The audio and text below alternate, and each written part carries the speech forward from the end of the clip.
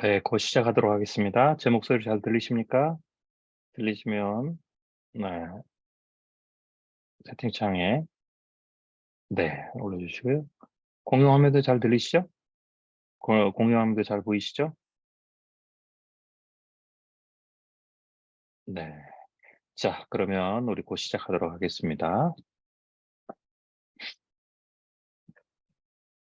네, 안녕하십니까? 반갑습니다. 미래학자 최윤식 박사입니다. 오늘도 통찰력 특강 시간에 오신 여러분들을 진심으로 환영합니다. 오늘 우리가 통찰력 그 시간에는 이제 비판적 사고를 우리가 쭉 하고 있는데요. 투자와 관련해서 투자 통찰과 관련해서 신뢰를 또 하나 들면서 비판적 사고의 어떤 중요성 또 방식 뭐 이런 부분들을 조금 더 깊게 나눠보도록 하겠습니다. 음, 통찰력은 이렇게 분별하고 꿰뚫어 보는 그런 어떤 그 기술이다 혹은 능력이다라고 할 수가 있겠죠. 뭐 그럼 이제 도대체 뭘 분별하고 꿰뚫어 보냐 뭐 여러 가지가 있지만 우리가 이제 투자와 관련해서는 뭐 어떤 공통점이라든지 차이점이라든지 특이점, 뭐 신호와 소음들을 분별하고 좀 꿰뚫어 보는 것이 해당될 수가 있고요. 이제 이를 위해서는 우리가 이제 이치를 알아야 되고 패턴을 알아야 됩니다. 투자의 통찰력을 잘 발휘하기 위해서는요. 이제 당연히 또 이제 이런 것들을 위해서는 우리가 크리티컬 싱킹 스킬 등의 이제 사고 훈련이 필요하죠. 자, 우리가 예를 하나 들어보겠습니다. 최근에 지금 어 투자 시장이 이제 그 지표들이 어 엇갈리게 나오면서 투자 시장의 통찰력이 어느 때보다 좀 필요한 때인데요. 음 뭐 지금 이제 2023년 2월 후반 뭐 현재죠. 지금 이제 미국의 연준의 이제 기준금리가 꽤 높죠. 그럼에도 불구하고 소비 생산 지표가 반등하면서 소비나 생산 지표들이 반등하면서 해석이 엇갈리고 있어요. 그래서 이제 미국 금융시장이 대혼돈을 겪고 있죠. 여러분들도 지금 현재 미국 투자 시장에 투자를 하고 있다면 굉장히 혼돈스러울 거예요. 그래서 뭐 여러분뿐만 아니라 미국 시장, 금융시장, 뭐 한국도 마찬가지고요. 전 세계적인 금융시장이 대혼돈을 겪고 있어요. 그래서 뭐 이런 이제 그 문구들이 신문에 이제 많이 나오는데요. 뭐 예를 들면 최근 월가를 달구는 용어가 노 랜딩 이라는 거죠.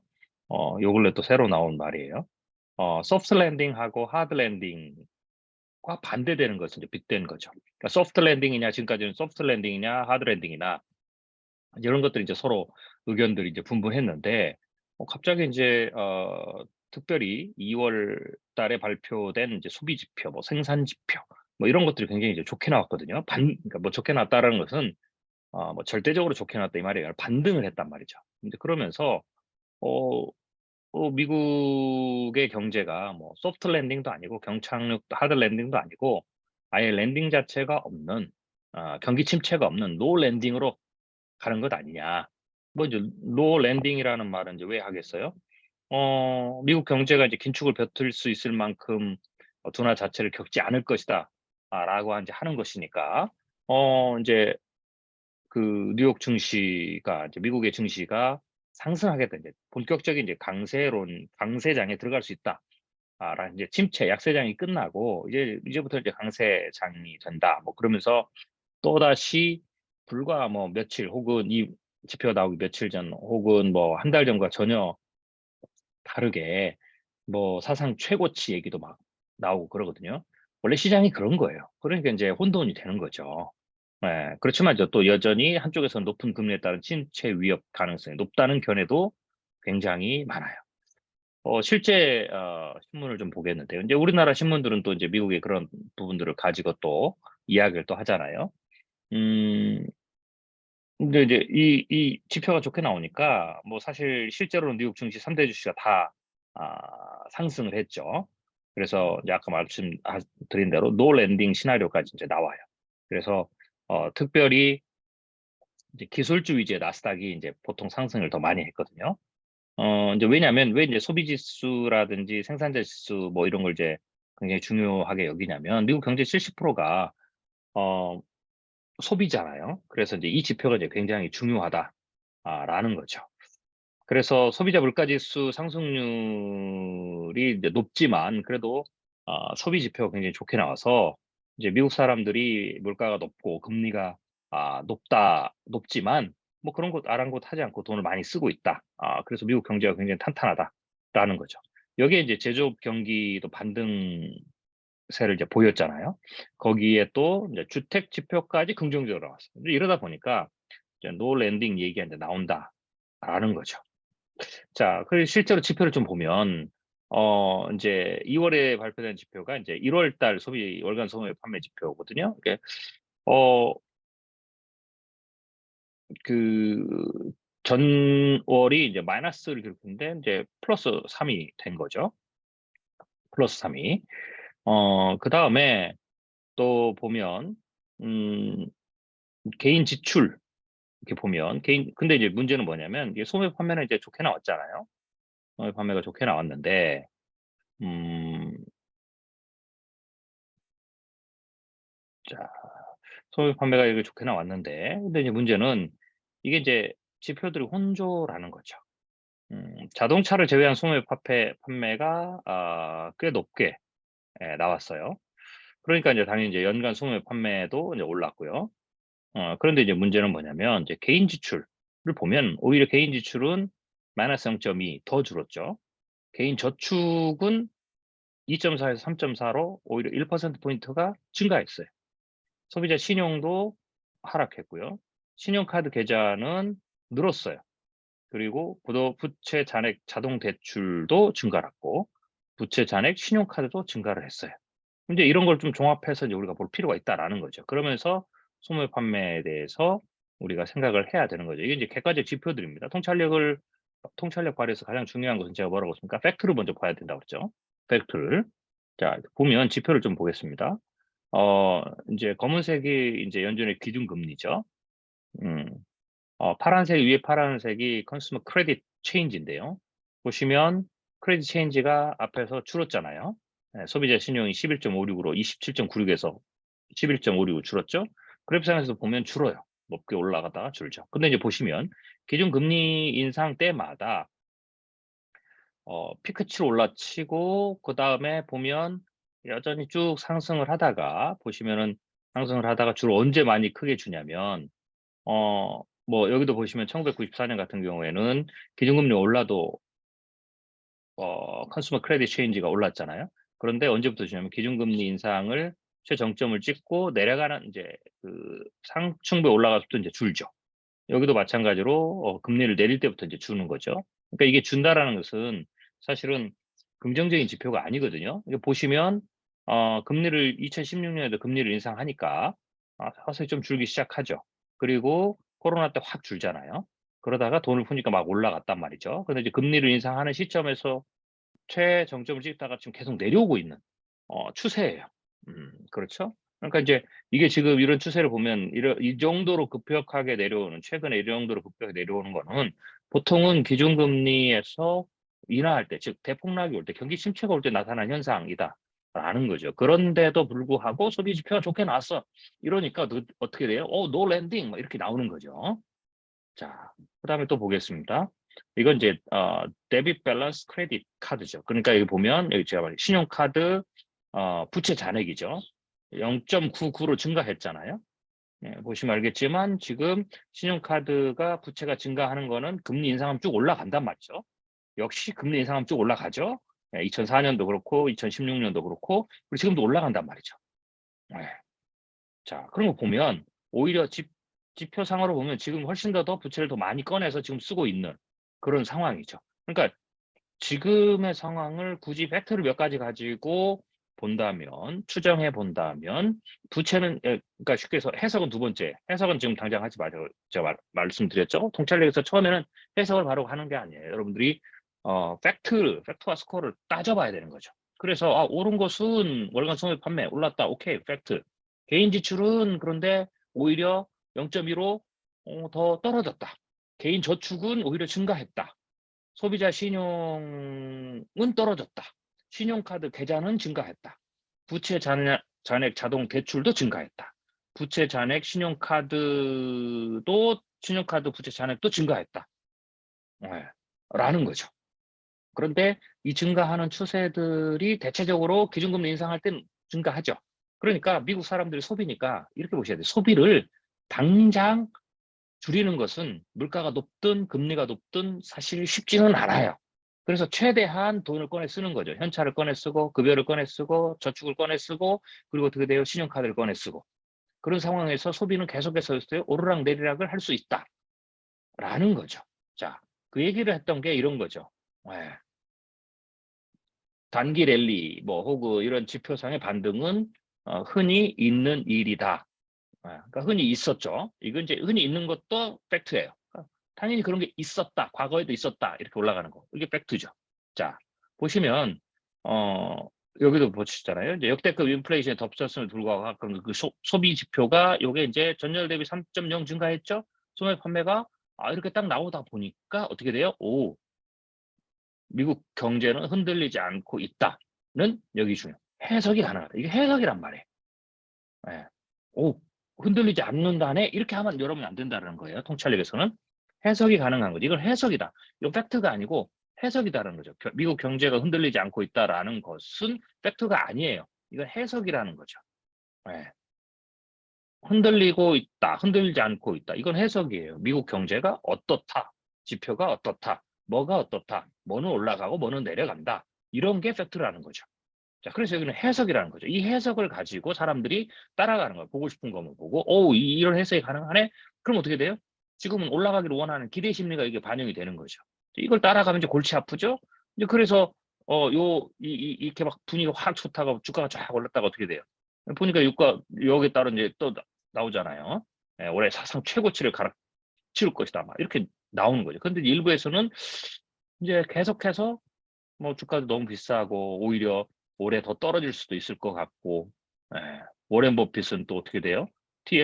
TSMC 주식을 또 매도하고 뭐 이런 일이 벌어진다라는 거죠. 그래서 이게 지금 혼돈의 상태다라고 보시면 되겠어요.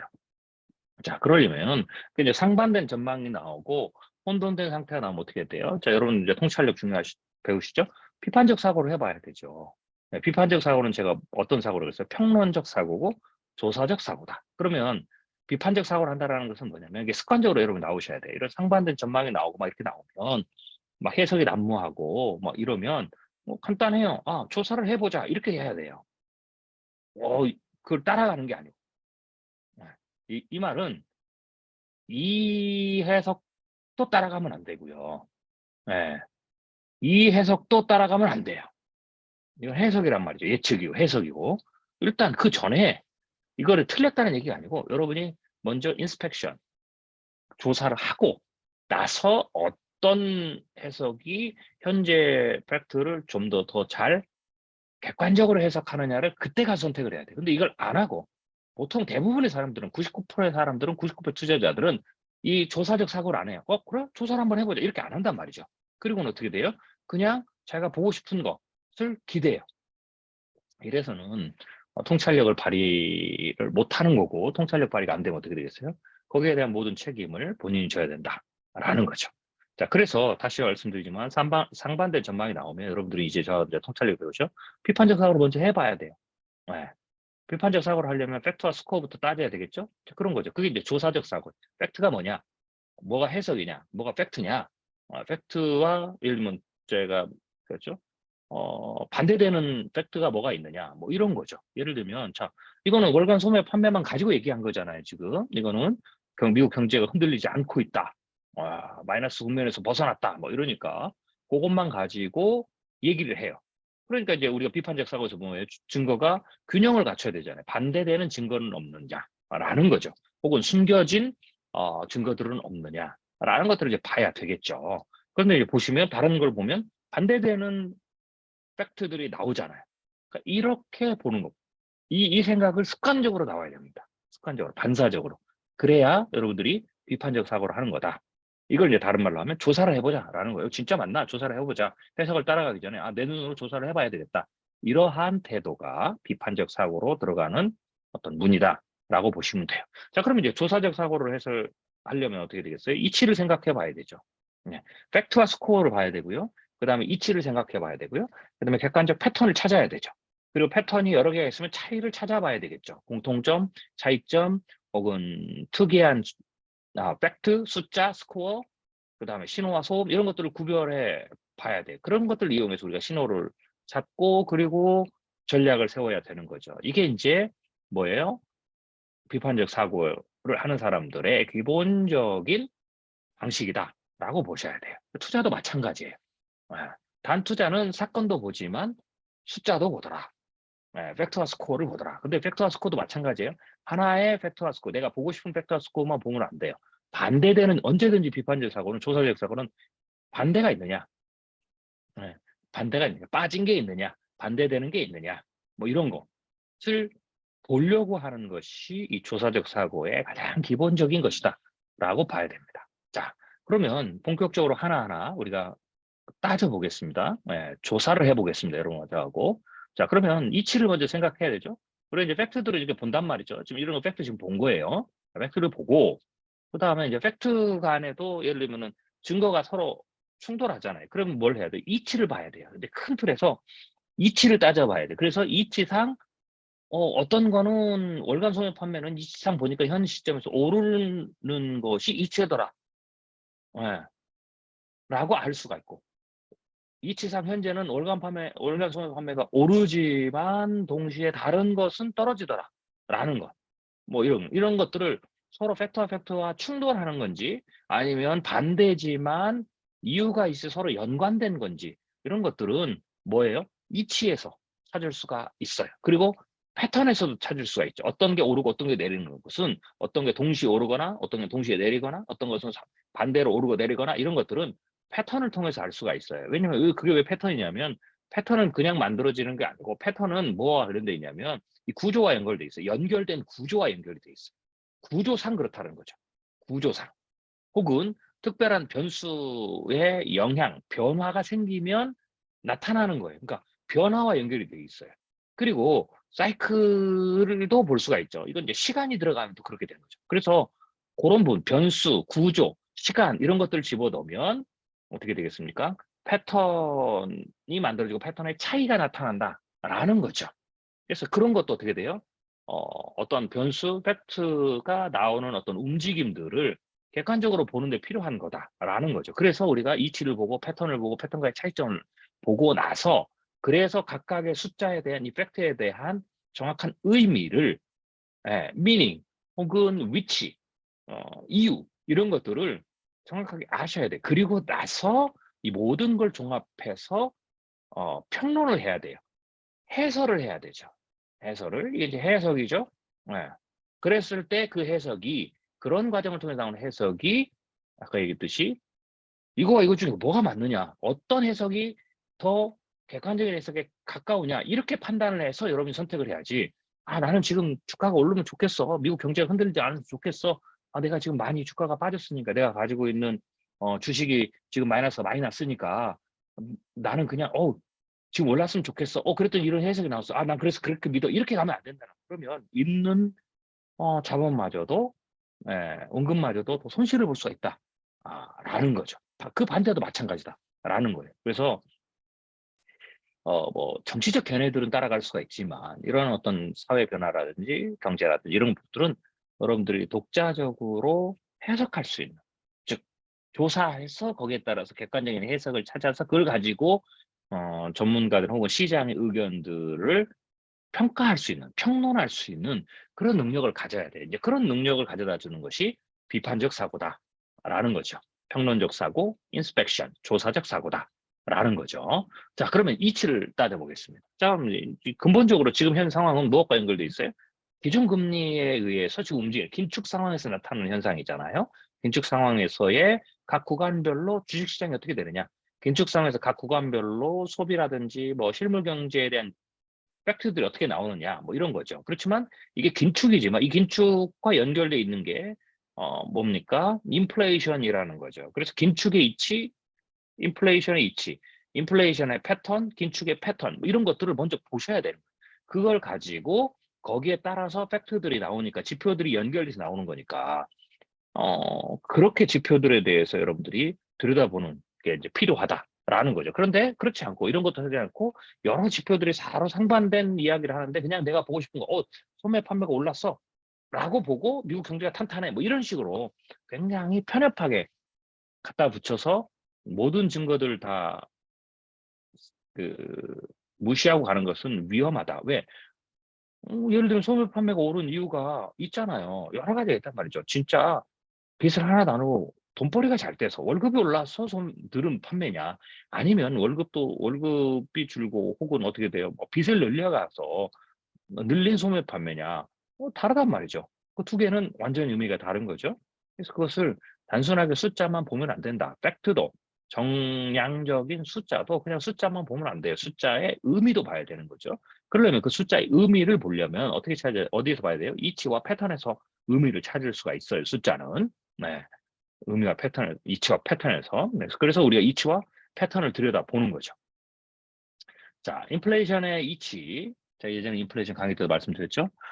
인플레이션은 굉장히 연준이 가장 민감하게 생기는 거죠. 연준은 물가와 고용, 이 두 가지가 미국 연준은 굉장히 중요하다라고 말씀을 드렸죠. 물론 이제 그것과 연관돼서 그다음 또 중요한 게 금융 시스템의 안정성이라는 거죠. 이건 금융 시스템 안정성이 왜 중요하냐면 물가와 고용과 직결되어 있기 때문에 그래요. 네, 독자적으로 금융 시스템의 안정성을 생각하는 게 아니에요. 자, 그래서 연준이 인플레이션은 왜 특별히 중요하게 여기냐면 경제의 기본이죠. 이 인플레이션이 심하게 왜곡이 되면 이것을 통제 범위 혹은 시장에서 받아들일 수 있는 범위에서 인플레이션을 쭉 유지하지 않으면 이게 이제 역효과를 낸다란 말이죠. 자, 그래서 인플레이션이 굉장히 중요하다라는 것은 그 유명한 폴 볼커가 인플레이션과 강력한 전쟁을 하면서 했던 말에서 유명한 말이 있죠. 오늘 1달러 살 수 있을 만큼을 내일도 살 수 있다라는 믿음을 유지하는 게 통화정책의 근본적인 의무다. 라는 거죠. 이게 흔들리면 이제 고용시장도 흔들린다라고 우리가 볼 수가 있어요. 자, 그래서 인플레이션의 정의를 좀 살펴보죠. 이치를 찾으려면 인플레이션은 물가 수준이 일정 기간 동안 지속적으로 오르는 현상이죠. 네. 그래서 이렇게 정의를 여러분 잘 보면 이치를 그 안에서도 개념은 이치를 정리한 것이니까요. 그래서 이치를 어디서 찾냐라고 했을 때 개념, 그 다음에 뭐 정의 이런 것에서 혹은 이론 이런 데서 우리가 이치를 찾아낼 수가 있어요. 역으로. 자, 인플레이션은 물가 수준이 일정 기간 동안 지속적으로 오르는 현상이죠. 네. 일정 기간 지속적으로 오르는 현상. 오르는 게 인플레이션, 내리는 게 디플레이션. 네. 혹은 화폐 가치가 거꾸로 보면 물가가 오른다라는 것은 물가는 물건의 값이 오른다라는 거죠. 지금 물건 값이 계속 오르죠. 유발 값이 오르고 주택 값이 오르고 뭐 이런 거 다 이제 물가가 오르는 거예요. 네. 그러면 물건 값이 오르면 화폐 가치는 떨어지죠. 왜냐하면 물건 값이 오르면 100원짜리가 200원으로 오르면 물건은 그대로 있는 거잖아요. 물건이 100원짜리가 200원짜리 물건 값이 올랐다고 해서 물건이 2배로 커지는 게 아니거든요. 물건의 양이 2배로 막 늘어나는 것도 아니고 똑같은데 크기도 똑같고 혹은 양도 똑같은데 그냥 가격만 올라요. 그러면 100원일 때 200원으로 올랐으면 물건의 가격이 올랐죠. 화폐가 졌어야 돼요. 똑같은 물건을 과거는 100원 주고 샀는데 200원 주고 사야 되니까 100원의 가치가 어떻게 돼요? 200원이 됐을 때는 100원의 가치가 50원, 과거에 100원에 50원 가치밖에 안 되는 거죠. 가치가 떨어지는 거죠. 그래서 화폐 가치가 지속적으로 하락하는 현상. 두 개는 똑같은 말이에요. 물건 값으로 봤을 때는 인플레이션은 물건 값이 오르는 거고 화폐로 봤을 때는 인플레이션은 화폐 가치가 지속적으로 하락하는 현상이죠. 자, 그러면 물건값을 계속 올리는 거. 물건값을 계속 올리는 물건값이 올라가죠. 그래서 이게 인플레이션 하나의 요소의 원리, 이치. 물건값을 누군가 계속 올리면 혹은 어떤 이유에서 물건값이 계속 오르는 쪽에서의 인플레이션이 발생하는 거죠. 이게 이제 공급 측면인 거죠. 그 다음에 화폐 영역에서 누군가 화폐 가치를 계속 떨어뜨려요. 그러면 인플레이션이 생겨요. 왜? 물건은 그대로 있더라도 물건값을 공급자가 올리지 않더라도 화폐 가치 계속 떨어뜨리는 거죠. 이게 이제 화폐 가치 영역, 수요 영역 뭐 이렇게 이제 될 수가 있어요. 그렇지만 자, 이게 이제 인플레이션의 기본적인 구조고요. 하지만 몇 프로 이상 올라야 하는지 그러니까 몇 프로 이상 올라야 인플레이션이 나쁜지 좋은지 이게 사실은 불분명해요. 네. 보통 이제 인플레이션이라고 했을 때는 사실 조금 부정적인 의미로 이게 안 좋은 상황을 얘기를 하거든요. 자, 그래서 인플레이션을 조금 이제 구별해 봐야 된다라고 제가 말씀드렸어요. 경제 성장은 되게 인플레이션을 동반하기 때문이죠. 예, 자, 보통 위험한 그러니까 좋은 좋은 인플레이션이 있어요. 이거는 뭐 연준이 물가 목표제라고 하는 뭐 그게 대략적으로 연준은 이 정도가 되면 2%를 목표를 잡고 있죠. 그러면 이 정도가 되면 이제 뭐 경기가 상승하는 데 도움이 되는 좋은. 왜냐면 제로 성장이면은 인플레이션 오르지 그, 나타나지 않으면 완전 제로 성장이죠. 그러면 이제 전체적으로 멈춘 거니까. 그래서 한 2% 정도를 좋은 인플레이션 현재는 그렇게 봐요. 근데 그것도 2%인지 3%인지 4%인지는 시간에 따라 다 달라요. 네. 자, 그래서 어쩌든지 그때그때 연준이 뭐 내부적으로 여러 가지 상황을 봤을 때 우리나라 경제가 조금 쉽게 해서 골디락스라고 할 수 있는 뭐 요 정도 수준이 되려면 인플레이션이 물가가 한 2% 정도를 쭉 유지하는 게 좋다라고 얘기를 이제 목표를 삼았다 그러면 그게 이제 목표 물가제라는 거예요. 좋은 수준의 인플레이션. 자, 그런데 이제 그러면 어떻게 되죠? 그 다음에 2%를 넘어가면 그 다음부터가 이제 문제인 거예요. 위험한 인플레이션 국면이라고 보는 거예요. 목표 물가제를 넘어가면 혹은 나쁜 인플레이션이라고 보는 거죠. 자, 그래서 지금 현재 미국 인플레이션이 6%대잖아요. 네. 그런 거 어떻게 돼요? 위험한 나쁜 인플레이션 국면인 거죠. 그래서 이 문제를 이 상황을 계속 유지시키면 문제가 심각해져요. 왜냐하면 인플레이션은 어, 피드백을 만들거든요. 디플레이션도 피드백을 만들지만 인플레이션도 피드백을 만들어요. 그래서 인플레이션을 가냥 놔두면 점점점 강화 피드백이 돌면서 스스로 인플레이션이 높아져요. 왜냐하면 10개 회사가 있는데 한 회사가 물건값을 올렸어요. 그럼 어떻게 되겠어요?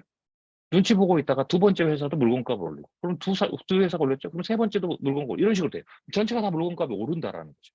한 회사가 올렸을 때는 10분의 1만 물가가 오르지만 두 회사가 오르면 10분의 2가 오르고 뭐 이런 식으로 올라가요. 다 오르면 어떻게 돼? 두 배가 올라버리는 거죠. 그래서 이거 인플레이션 한번 오르기 시작하면 누군가가 이것을 통제하지 않으면 계속 인플레이션이 자가 상승을 하게 돼 있어요. 그래서 이 위험한 인플레이션 혹은 나쁜 인플레이션을 가만히 놔두면 연준이 그냥 방치 뭐 3%면 어때? 4%면 어때? 뭐 5%면 어때? 다른 나라는 뭐 10% 넘는데 그걸 가만히 놔두면 어떻게 되겠어요? 그걸 잡지 않고 가만히 놔두면 방관하면 거기서 끝나는 게 계속 올라가는 거죠. 예. 그래서 위험한 인플레이션, 나쁜 인플레이션은 국면은 이런 우려가 나올 때는 경제 성장을 방해할 만큼의 물가 상승이 이제 심해지는 혹은 화폐가 차라리 심해지는 상황인데 그 상황을 방치하면 더 심각해지면 그 다음 어떻게 되냐면 위험한 혹은 나쁜 인플레이션이 아니라 초인플레이션이 돼요. 이 초인플레이션은 극초인플레이션으로 가는 중간 단계입니다. 예를 들면 이제 극초인플레이션, 하이퍼인플레이션이죠. 전쟁의 패전 국가라든지 경제가 파탄난 국가에서 주로 발생하는 통화량, 주로 발생하는 통화 총량의 수만 배가 증가하는. 그래서 인플레이션율이 뭐 1000%, 2000%, 뭐 혹은 10,000%, 막 이렇게 10만 프로 막 올라가 버리는 거죠. 이런 극초인플레이션인 거죠. 그 이전 단계가 초인플레이션이에요. 그래서 미국은 현재 인플레이션이 최고치를 막 찍었을 때, 이때는 초인플레이션으로 들어가는 직전이었고, 지금 이것을 기준금리를 쫙 올려서 내렸죠. 인플레이션이 좀 내려왔죠. 그러다 상당히 높죠. 그래도 여전히 위험한 인플레이션 수준이고, 여기서도 그냥 안심을 하면 어떻게 돼요? 다시 초인플레이션 국면에 들어갈 수 있도록 인플레이션이 다시 올라간다라는 거죠. 연준은 이걸 막아야 돼요. 그리고 보통은 이제 초인플레이션 정도가 되면 그다음부터는 인플레이션이 이 위험한 나쁜 인플레이션에서는 인플레이션이 플러스로 올라요. 더하기로 1에서 2, 뭐 이런 식으로 2에서 3 이런 식인데 초인플레이션부터 올라가면 이게 플러스로 올라가지 않고 뉴메릭하게 리니어가 올라가지 않고 익스포넨셜하게 올라가는 속성이 있어요. 그래서 2의 n승으로 올라가요. 그래서 2의 1승, 2의 2승, 2의 3승 뭐 이런 식으로 1 더하기 1, 1 더하기 1 더하기 3 이렇게 나가지 않고 2의 1승, 2의 2승, 2의 3승 그러면서 점점점 어떻게 돼? 폭발적으로 올라가고 그래서 어떻게 막 물가 상승률이 막 물가가 1000% 올라가고 10,000% 올라가고 막 10만 프로씩 뛰냐 이게 그렇게 해서 뛰는 거예요. 지수 상승을 하기 때문에 그럼 극초 인플레이션이 되죠. 그리고 이 극초 인플레이션 이미 들어가면 못 막는 거고요. 부도를 선언해야 끝나는 거죠. 그래서 그 전에 초인플레이션인데 이 초인플레이션 올라갈 때도 사실은 경제적인 대책이 굉장히 힘들다. 그래서 연준 같은 중앙은행이 인플레이션이 막을 때는 이 위험한 나쁜 인플레이션 국면에서 최대한 막아야 되죠. 이 나쁜 인플레이션을 최대한 어떻게 해요? 경제 성장을 잔잔하게 할 수 있는 골디락스 들어가고 있는 그런 어떤 목표 물가제를 낮춰야 돼요. 그게 계속 연준이 지금 목표 물가제를 2% 얘기하고 2% 내릴 때까지 우리는 끊임없이 계속해서 기준금리를 물가보다 높게 잡겠다. 그러니까 기준금리를 내리지 않겠다라는 말이 아니에요. 물가보다 계속 높게 유지를 해서 계속 위에서 짓눌러서 내리겠다라는 거죠. 그러니까 이것도 잘 하셔야 돼요. 연준이 물가가 2% 내려갈 때까지 금리를 안 내리겠다 이 말도 아니에요. 이건 진짜 잘못한 거예요. 연준이 계속 내려갈 때 계속 내려가도록 인플레이션보다 이렇게 높게 잡겠다라는 거예요. 기준금리. 그래서 위에서 쭉 눌러야 되는 거죠. 네. 그런 방식을 쓰겠다라는 거죠. 근데 이제 왜 그게 이제 경제가 어렵느냐면 기준금리를 내려도 물가는 대체적으로 임금 상승이라든지 뭐 이런 소비력은 보통 물가 수준에 맞춰져 있어요. 그래서 기업에서 임금을 상승할 때는 물가 상승률만큼 올리거든요. 그러니까 인플레이션이 강화 피드백이 된다는 것은 물가가 오르면 인플레이션 6%까지 되면 어떻게 되겠어요? 거기에 따라가야 되니까 직원들이 급여를 6% 이상의 상승을 원한단 말이죠. 연봉협상 때. 올려줘야 돼. 그럼 임금이 그래서 오르는 거예요. 그래서 임금이 기본적으로는 물가보다 후행해서 올라요. 물가가 먼저 오르니까 그걸 보고 우리가 못 살겠다. 여기서 2% 오르면 오히려 내 물가는 6% 올랐는데 내 급여가 2% 오르면 뭐 실질적으로는 내 임금이 마이너스 4%, 오히려 4% 떨어진 거 아니냐. 그러니까 물가 오른 것만큼 내 것도 올려줘라. 그래서 후행으로 올라가는 거거든요. 네. 그렇게 되는 거죠. 네. 그러다 보니까 어떻게 되겠어? 또 그 뒤에 또 인플레이션이 더 그것에서 상승을 오죠. 그래서 이런 식이 이제 오는 거죠. 그렇기 때문에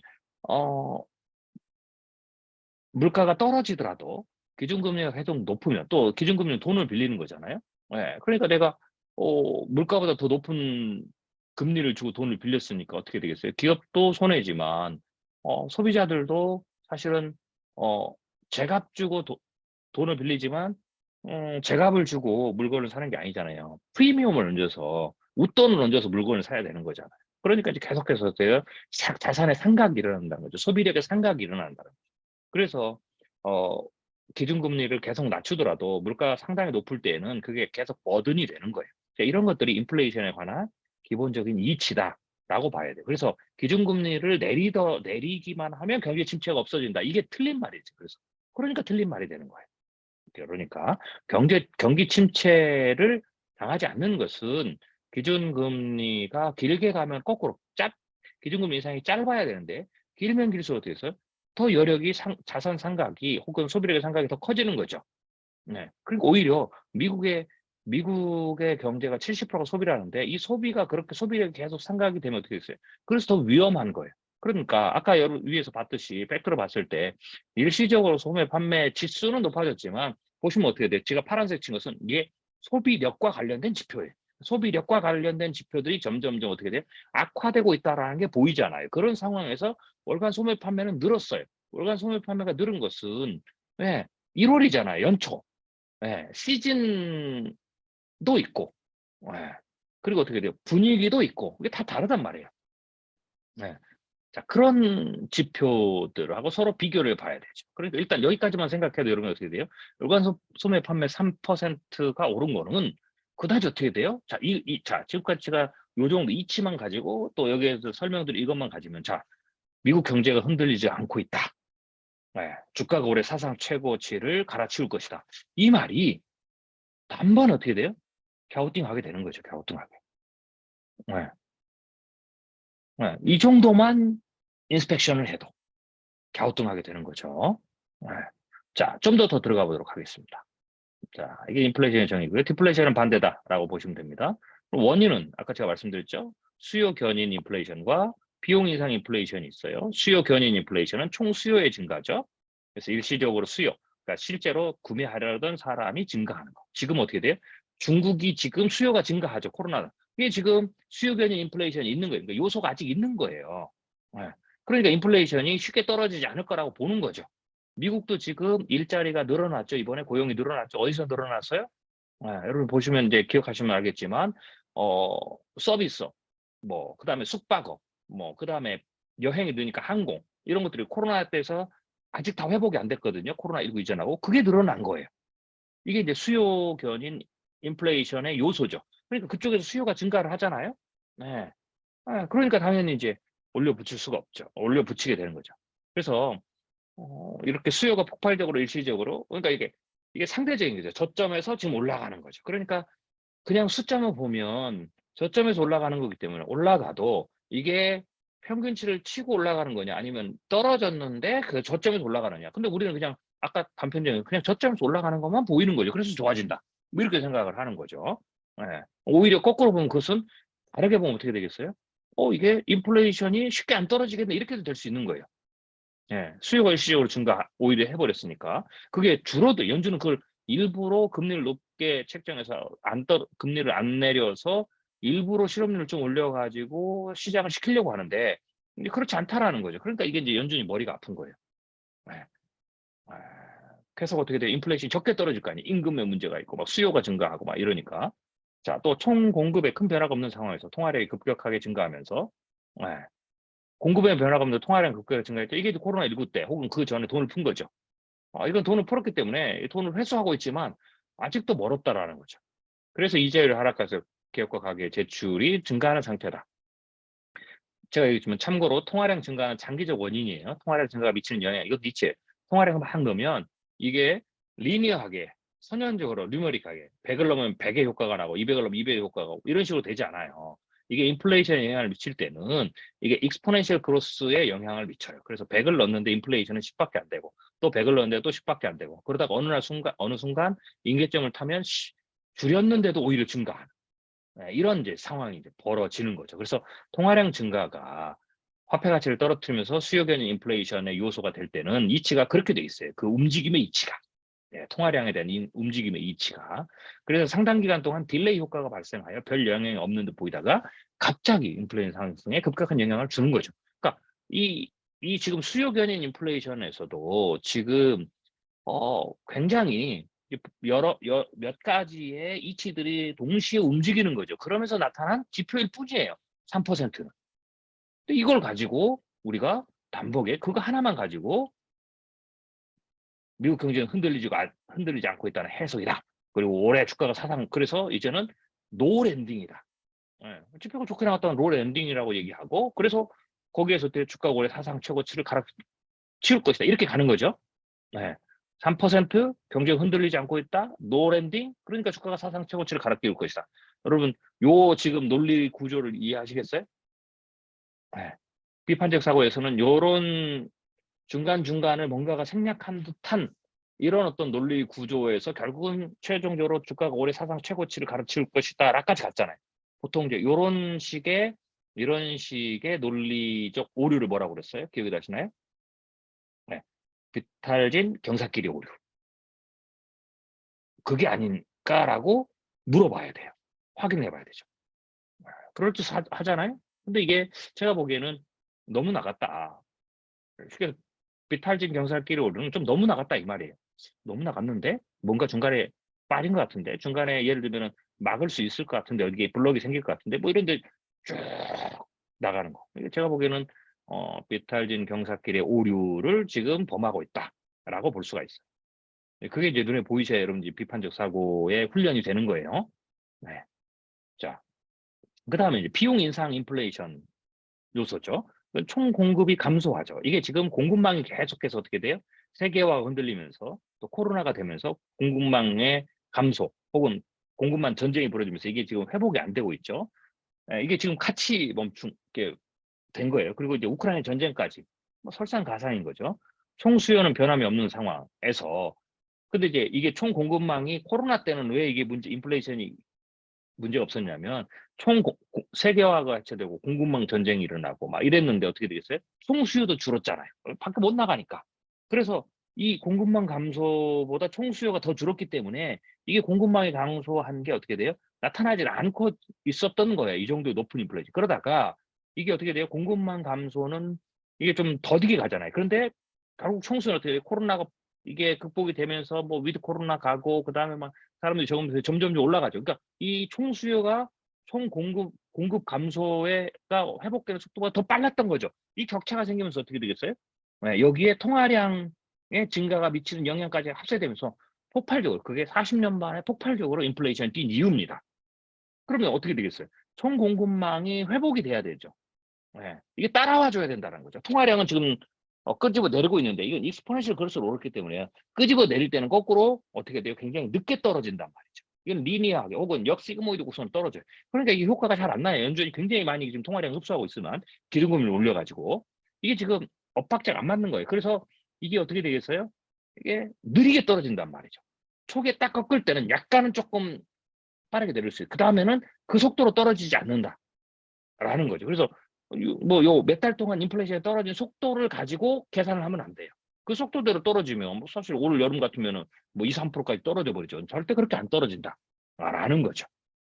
혹은 이 수요 견인의 측면에서의 이게 시차가 있기 때문에 뒤에도 보겠지만 다른 게 지금 밀어붙여요. 지금은 이제 뒤에도 이제 제가 데이터를 보여드릴 건데 미리 보여드리면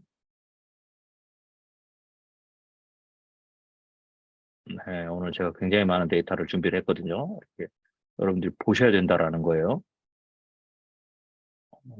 네, 여기서 하나. 지금 보시면 그런 서비스는 지금 올라가고 있단 말이에요. 이 연준의 고민이에요. 식료품과 관련된 CPI는 1.5에서 2022년 6월에서 지금까지 6개월 동안 0.1%포인트밖에 안 떨어졌어요. 많이 떨어진 게 에너지예요. 이 에너지하고 그런 상품이 좀 많이 떨어졌는데 특히 이 에너지 부분이 많이 떨어졌죠. 그러니까 어떻게 되겠어요? 네. 이게 지금 착시는 거예요. 이게 지금 다 떨어져서 더 이상. 그러니까 여기서부터 이제 스티키한 게 쭉 떨어졌다고 속도가 안 난단 말이에요. 그런데 거꾸로 식료품은 거의 안 떨어지잖아요. 에너지하고 그런 상품에서만 많이 떨어졌는데 여기 오히려 그런 서비스는 오히려 올라가고 있어요. 왜? 지금 수요 견인 쪽이 어떻게 돼요? 그 미스매칭이라서 지금 엇박자로 가고 있잖아요. 네. 그러니까 오히려 연준이 보기에는 이게 에너지 그런 상품 떨어질 만큼 떨어졌다 이 말이에요. 제가 보기에는 지금 코로나19 전에 물가 상승률에 기한 거의 근접까지 이 두 가지는 다 떨어졌어요. 정상으로. 그러니까 더 지금까지 인플레이션을 떨어뜨렸던 요소들은 핵심 요소들은 지금 다 이제는 어떻게 더 떨어뜨릴 게 없어요.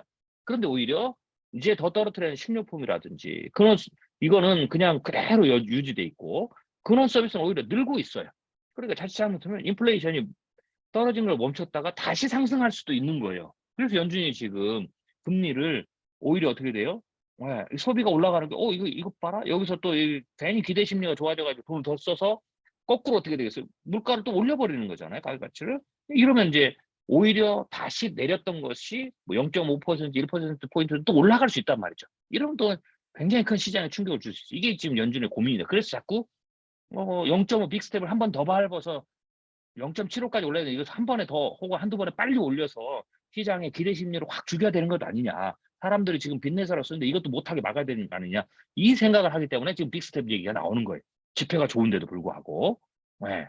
자, 그러면 이제 이렇게 높이고 연준이 안 내릴 거다. 이러면 어떻게 되겠어요? 아까 봤지만 빚내서 쭉 지금 하고 있죠? 사람들이 어떻게 되겠어요? 이게 이제 한계가 떨어지면 그다음부터는 어떻게 돼요? 이게 이제 곤두박질을 확 친다라는 거죠. 그래서 오히려 어, 3%포인트 부분을 오히려 어떻게 해석하느냐에 따라서, 그러니까 어떻게 보고 해석이 달라져 버리잖아요. 어떤 기준을 가지고, 어떤 인스펙션을 가지고, 어떤 이치를 보느냐에 따라서 3%가 주가를 최고치로 끌어올리는데 결정적인 신호냐, 아니면 오히려 그것 때문에 시스템 구조상 다른 면에 영향을 미쳐서 오히려 주가를 더 폭락시키는 요소가 되느냐라는 부분은 완전히 다른 부분으로 될 수 있다라는 거죠. 이 모든 것들을 여러분이 인스펙션을 해서 다 알고 있고 그리고 나서 보셔야 된다라는 겁니다. 자, 다시 위로 올라와 가지고요. 자, 보겠습니다. 자, 이건 이제 중요한 문제이기 때문에 이제 아마 오늘 하고 우리가 또 다음 시간에 이어서 완전히 다 또 이제 제가 팩트, 그러니까 정량적을 가지고 비판적 사고를 하는 것은 또 특히 이제 금융 투자와 관련된 것은 제가 처음 다루는 거니까 뭐 다음에 또 다룰 기회가 없잖아요. 그래서 이번 두 번의 강의를 통해서 조금 더 집중적으로 다룰 거니까 여러분들이 잘 들어주시면 좋을 것 같아요. 자, 그래서 다시 돌아와서 이제 비용 인상 인플레이션에서 총 공급의 감소. 그다음에 총수요는 변화 없지만 원유 원자재 가격 비용 상승이 발생해서 기업 생산이 위축되는 상태다. 참고로 공급 요인으로 인플레이션이 발생할 때 통화 정책이 긴축으로 전환되면 스태그플레이션 압력과 경기 경착륙 위험도도 높아진다라는 거죠. 자, 이런 보시죠. 비판적 사고, 인스펙션 사고를 하려면 조사적 사고를 하려면 첫 번째 뭐예요? 일단 팩트를 봐야 되죠. 네. 증거적 측면에서 비판적 사고의 증거적 측면에서 하나의 증거만 보지 말고 반대되는 증거가 있느냐, 다른 증거들 있느냐, 이런 걸 봐야 된다고 말씀을 드렸어요. 그 다음에 이게 논리적인 것이 오류가 있는 건 아니냐, 논리적 오류에 대해서 여러 가지를 말씀드렸잖아요. 앞으로 다시 돌아가서 조금 복기를 좀 해볼까요? 자, 증거의 수준, 그 다음에 증거 추론상의 오류가 있느냐, 이런 걸 봐야 되는 거죠. 제가 아까 했지만 그런 오류는 올해 주가가 사상 최고치를 찍는다는 것은 뭐 일단 그렇게 되든 안 되든 상관없이 현 시점에서 논리적으로 봤을 때는 그 비탈진 경사길의 오류일 가능성이, 미끄러운 경사길 혹은 비탈진 경사길의 오류, 이 부분들일 가능성이 높다라는 거죠. 그 다음에 경쟁 원인, 경쟁 증거는 있지 않느냐, 뭐 속임수는 없느냐. 뭐 사실 이제 팩트만 따지면 속임수는 없죠. 여기 또 중요한 증거 누락은 없는가? 이게 지금 어떻게 돼요? 경쟁 원인 증거를 얘기하지 않고 3%라는 것은, 그 다음에 중요한 증거도 누락을 시켰죠. 이런 부분들이에요. 그래서 그런 부분들을 다 따져봐야 되는 거죠. 자, 그래서 다시 돌아와서요. 그리고 이제 그 숫자들을 볼 때는 반드시 어떻게 돼요? 이치, 패턴, 구조, 이런 것들을 보고 숫자에 대해서 생각을 해야 된다. 그래서 인플레이션의 이치에 대해서, 원인, 이치에 대해 설명을 드렸고요. 자, 그러면 이제 인플레이션의 구조도 봐야 돼요. 이게 이제 수요 변이 인플레이션의 핵심 변수인 통화량의 증가 시스템이죠. 이게 구조란 말이죠. 돈이 흘러가는 구조, 통화량. 그러니까 이게 통화량이, 여기 보면 제가 딜레이를 여기 걸어놨죠. 딜레이가 걸리기 때문에 통화량은 제가 아까 뭐라고 그랬어요? 수요 변이 인플레이션에서 들어가 있는 부분이죠. 그래서 통화량 증가가 미치는 영향력은 기하급수 움직임을 보인다. 왜냐하면 이 구조기 때문에 여기 딜레이가 걸려요. 시간차가 있기 때문에 여기에서 본원통화에서 협의통화, 여기서 광의통화에 가는 속도가 다르거든요. 그러면서 딜레이 걸려서 이게 속도 때문에 익스포넨셜 그로스가 펼쳐진다는 거죠. 구조로 봐야 돼요. 이치를 보고 구조를 보고. 자, 이거는 신용창조와 비용 인상, 공급 측면으로 보면 경제 흐름, 인플레이션이, 이 구조가 있죠. 여기에 피드백이 돌면서 이게 자가 상승도 할 수 있다. 강화 피드백이 될 수도 있다. 뭐 이렇게 이제 보는 거죠. 그래서 구조 안에서 또 따져봐야 된다라는 거죠. 자, 그래서 이거는 이제 구조 안에서 몇 가지의 부정적 영향 경로를 찾아낸 거다라고 볼 수가 있죠. 자, 그러면 이제 이치를 보고 그다음에 구조도 봐야 돼요. 뭐 구조에서 우리가, 구조는 여러분들이 뭐 제 책을 보면 나와 있으니까 여러분 따로 만들지 않으셔도 돼요. 기본적인 경제 이론과 관련된 가장 일반인들이 그냥 최소한 알아둘 구조는 제가 그려놨기 때문에. 그래서 뭐 생산, 상품의 생산, 이게 이제 공급 측면에서의 인플레이션의 요소가 되고, 그죠? 이게 가격과 연관이 되죠. 이 가격은 어떻게 돼요? 원자재의 가격과도 연관이 되고, 이거 통화량과 연관돼 있죠. 그래서 이 구조라는 것은 아까 보여드렸던 이 이치를 근거로 이것을 시스템이 되게, 즉 시스템은 피드백이 있는 거거든요. 피드백 고리가 다 연결이 돼야 돼요. 서로 연결과 연결돼. 세상 모든 건 다 연결돼 있죠. 그 연결된 구조로 그려놓는 거예요. 이치를. 이치에 따라서 연결된 구조, 변수들 간에 그 이치에 등장하는 플레이어들이죠. 변수. 그것들의 관계를 서로 상호 모든 게 연관돼 있기 때문에 그 연관된 어떤 그 스트럭처, 구조를 그려놓는 거. 이게 이제 구조를 구조. 뭐 이걸 제가 이제 시스템 맵을 통해서 우리는 그린다라고 보시면 되겠어요. 자, 그러면 이렇게 이 구조를 그리면 이걸 가지고 뭐예요? 여기 안에서 패턴이 나온다라는 거죠. 자, 그러면 인플레이션의 패턴을 좀 보겠습니다. 인플레이션의 패턴을 보겠죠. 인플레이션의 패턴 뭐 여러 가지가 있는데 제가 이것도 인플레이션 강의 때 말씀을 드렸죠. 오늘 여러분이 중요하게 생각해야 될 패턴은 인플레이션은 한 번에 잡히지 않나요. 제가 M자형 움직임을 갖는다고 그랬죠. 인플레이션에 서 생각할 때 굉장히 중요한 패턴입니다. 왜 M자가 나오냐면 인플레이션 수요, 제가 설명을 드렸죠. 여기서 자, 이게 패턴은 이치에 따라서 움직이니까 그래요. 수요 견인 인플레이션에서 이쪽에서 활동하는 플레이어하고 비용 인상 인플레이션에서 활동하는 그 플레이어들이 서로 연결은 돼 있지만 이게 연결한 게 구조잖아요. 그런데 여기에 따라서 어떤 데는 딜레이가 걸리고 어떤 데는 강화 피드백이 걸리고 어떤 데는 밸런스 피드백이 걸리는 이 이치상 이게 이제 어떻게 되냐면 이 인플레이션이 어떤 거는 M자라는 것은 어떤 것은 M자의 앞에 영향을 주고 수그러지죠. 그 수그러지면 떨어져요. 그러다가 그 다음에 어떻게 돼요? 조금 딜레이를 있다 뒤에 갑자기 이 앞에 것에 오른 것에 영향을 받으니까 앞에 직접적인 1차 원인은 쭉 올랐다가 그게 인플레이션 올리죠. 그러다 그게 또 꺾인단 말이에요. 그럼 이제 인플레이션이 떨어지겠죠. 그런데 앞에 것이 쭉 오른 것에 영향이 딜레이가 걸려요. 네, 이게 지연 현상이죠. 그러다가 그 영향을 받아서 다른 요소가 어떻게 돼요? 이 시스템에 있는 다른 요소가 어떻게 돼요? 그때서 오르는 거죠. 그래서 두 번째 쫙 오르는 거예요. 그 요소가. 그래서 그게 떨어지는 거죠. 이렇게 해야 끝나는 거죠. 파도처럼. 그래서 대체적으로는 M자 형태를 띄어요. 그리고 그 M자가 이 첫 번째 이 M자의 첫 번째 앞에 있는 이 봉우리와 두 번째 봉우리가 이게 같거나 혹은 첫 번째 봉우리가 높거나 두 번째보다 두 번째 봉우리가 첫 번째보다 높거나 뭐 이런 차이만 있는 거예요. 이런 차이만. 그리고 여기서 떨어질 때 M자에서 이 골로 떨어질 때 이 골이 짧거나 길거나 그렇지만 대체적으로 두 번에 따라서 피크를 친다는 거죠. 즉 거꾸로 보면 다른 말로 하면 인플레이션은 두 번의 피크를 치게 돼 있어요. 두 번의 피크를. 네. 아까 제가 보여드렸지만 지금 다른 건 떨어져도 여러분들 보셨잖아요. 제가 보여드린 것 중에서 그래서 네. 지금 근원 서비스 이거는 피크를 쳤잖아요. 에너지는 지금 피크를 쳤단 말이에요. 그러다 떨어지죠. 떨어져요. M자로. 그러다가 지금 밑에 보면 어떻게 돼? 근원 서비스는 오히려 올라가잖아요. 그러니까 후행해서 피크를 치고 올라오는 게 있다라는 거죠. 그러니까 이런 요소들 때문에 인플레이션은 대체적으로 패턴상으로 보면 네. M자형 곡선, M자형 움직임을 갖는다라고 말할 수가 있어요. 그래서 1994년에 예를 들면 모델을 보면 이것도 M자형이죠. 그래서 보시면 그때그때 좀 달라요. 그러니까 요소들이 무조건 에너지는 뭐 처음에 뭐 지금은 이제 처음이지만 그렇지만 이게 처음도 에너지가 처음일 수도 있고 두 번째 봉우리일 수도 있고 네. 근데 이제 1994년 보통에서는 에너지 물가는 두 번째 상승의 영향이 좀 더 커요.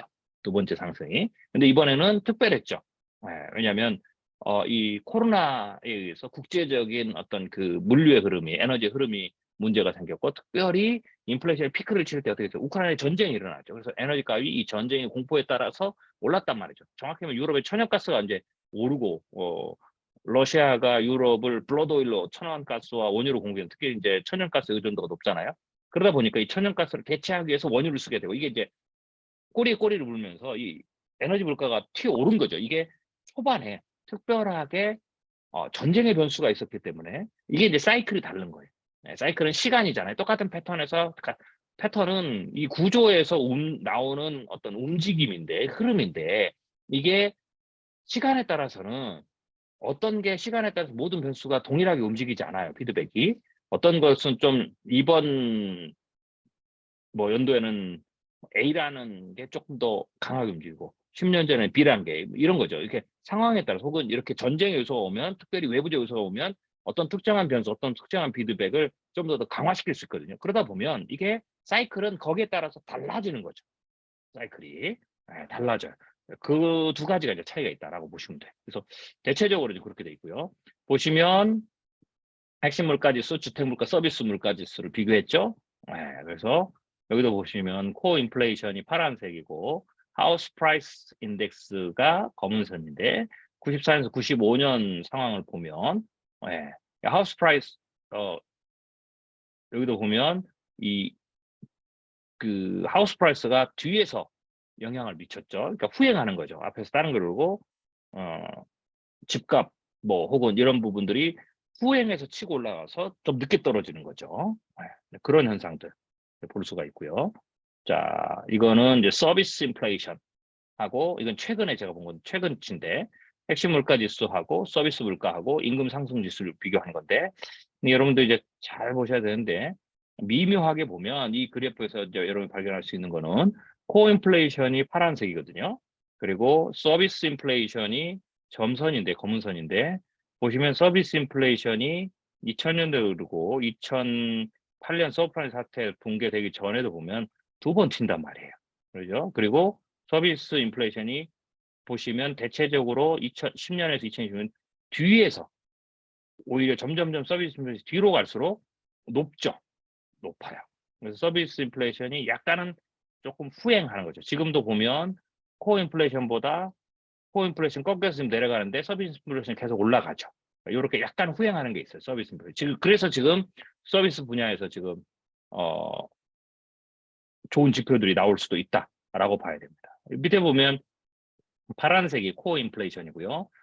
이 점선으로 된 까만 선이 미국의 임금, 샐러리의 상승이에요. 이것도 후행합니다. 뒤로 점점 갈수록. 그리고 샐러리 부분은 대체적으로 보시면 알겠지만 기준금리 이게 꺾이기 시작하면, 이게 본격적으로 꺾이기 시작하면 그때부터 경기 침체가 와요. 그러니까 이 말은 경기 침체가 오기 전까지는 임금 상승률은 계속 올라간다라는 거죠. 임금은 계속 상승을 한다라는 거죠. 압력이. 그러다가 이제 견디다 못해서 그냥 우르르 하고 이제 무너지는 거죠. 그래서 대체적으로 임금 샐러리를 훅 떨어지는 거. 여기도 보면 서비스 인플레이션 훅 떨어지죠. 이때는 경기 침체가 와서 훅 떨어지는 거예요. 그러니까 이 말을 거꾸로 보면 경기 침체가 오지 않으면 급격하게 내릴 수가 없고 급격하게 내린 적이 없어요. 네. 2010년에서 2020년을 보세요. 이게 올라갔다 내려갔다 하지만 이 급격하게 떨어지진 않아요. 보시면 2008년에도 쭉 올랐다가 급격하게 떨어지는 거는 경제 위기가 왔을 때. 그래서 지금 현재의 서비스 인플레이션이 굉장히 높은데 이것을 계속 내리면은 2%대까지 내려야 되잖아요.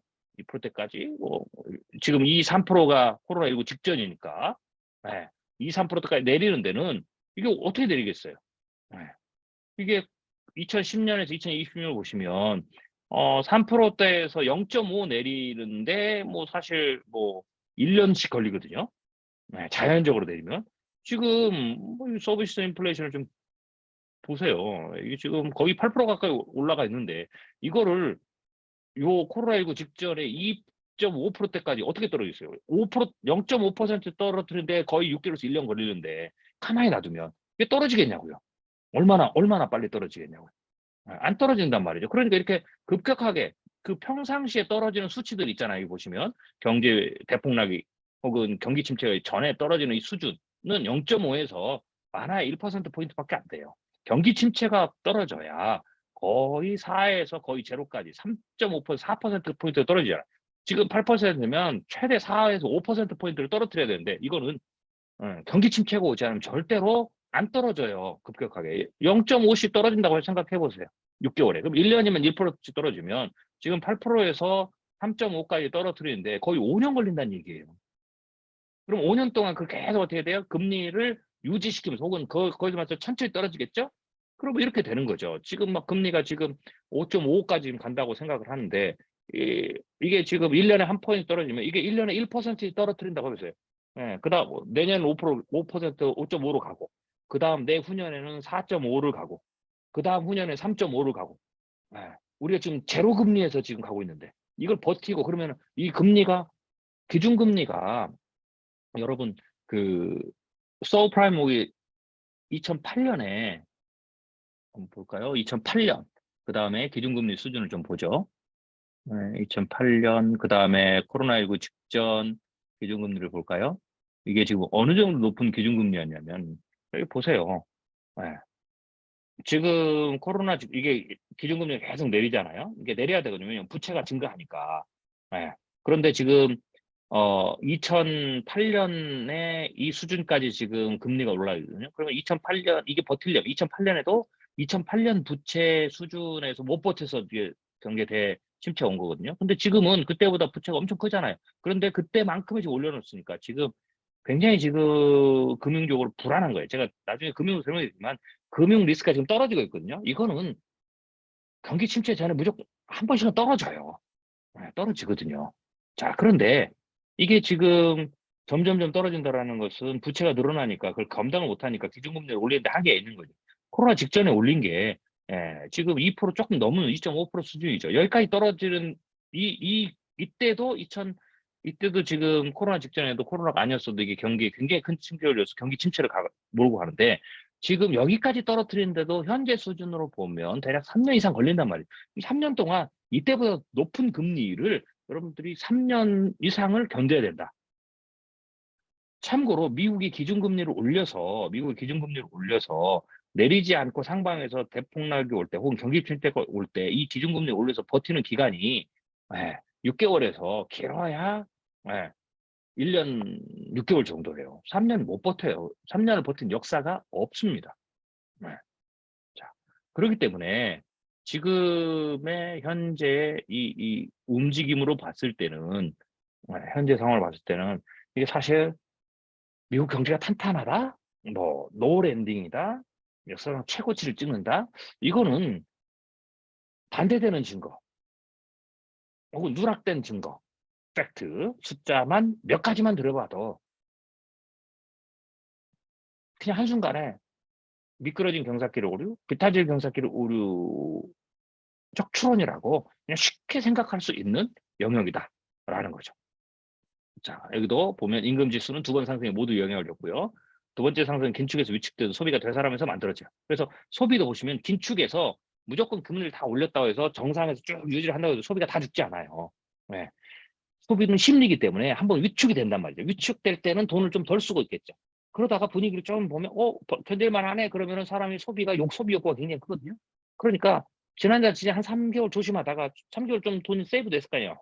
그럼 이걸 가지고 좀 괜찮을 것 같네? 기대 심리가 약간만, 분위기가 약간만. 그래서 연준이 기대 심리를 되게 중요하게 여기는 거예요. 그 기대 심리는 뭐예요? 조금 마음이 풀어지는 거죠. 괜찮은가? 이렇게 풀어지면 사람들이 한 3개월 동안 줄여놓은 거 포함해서 이번 달 쓸 거 확 쓴단 말이에요. 그러면 어떻게 돼요?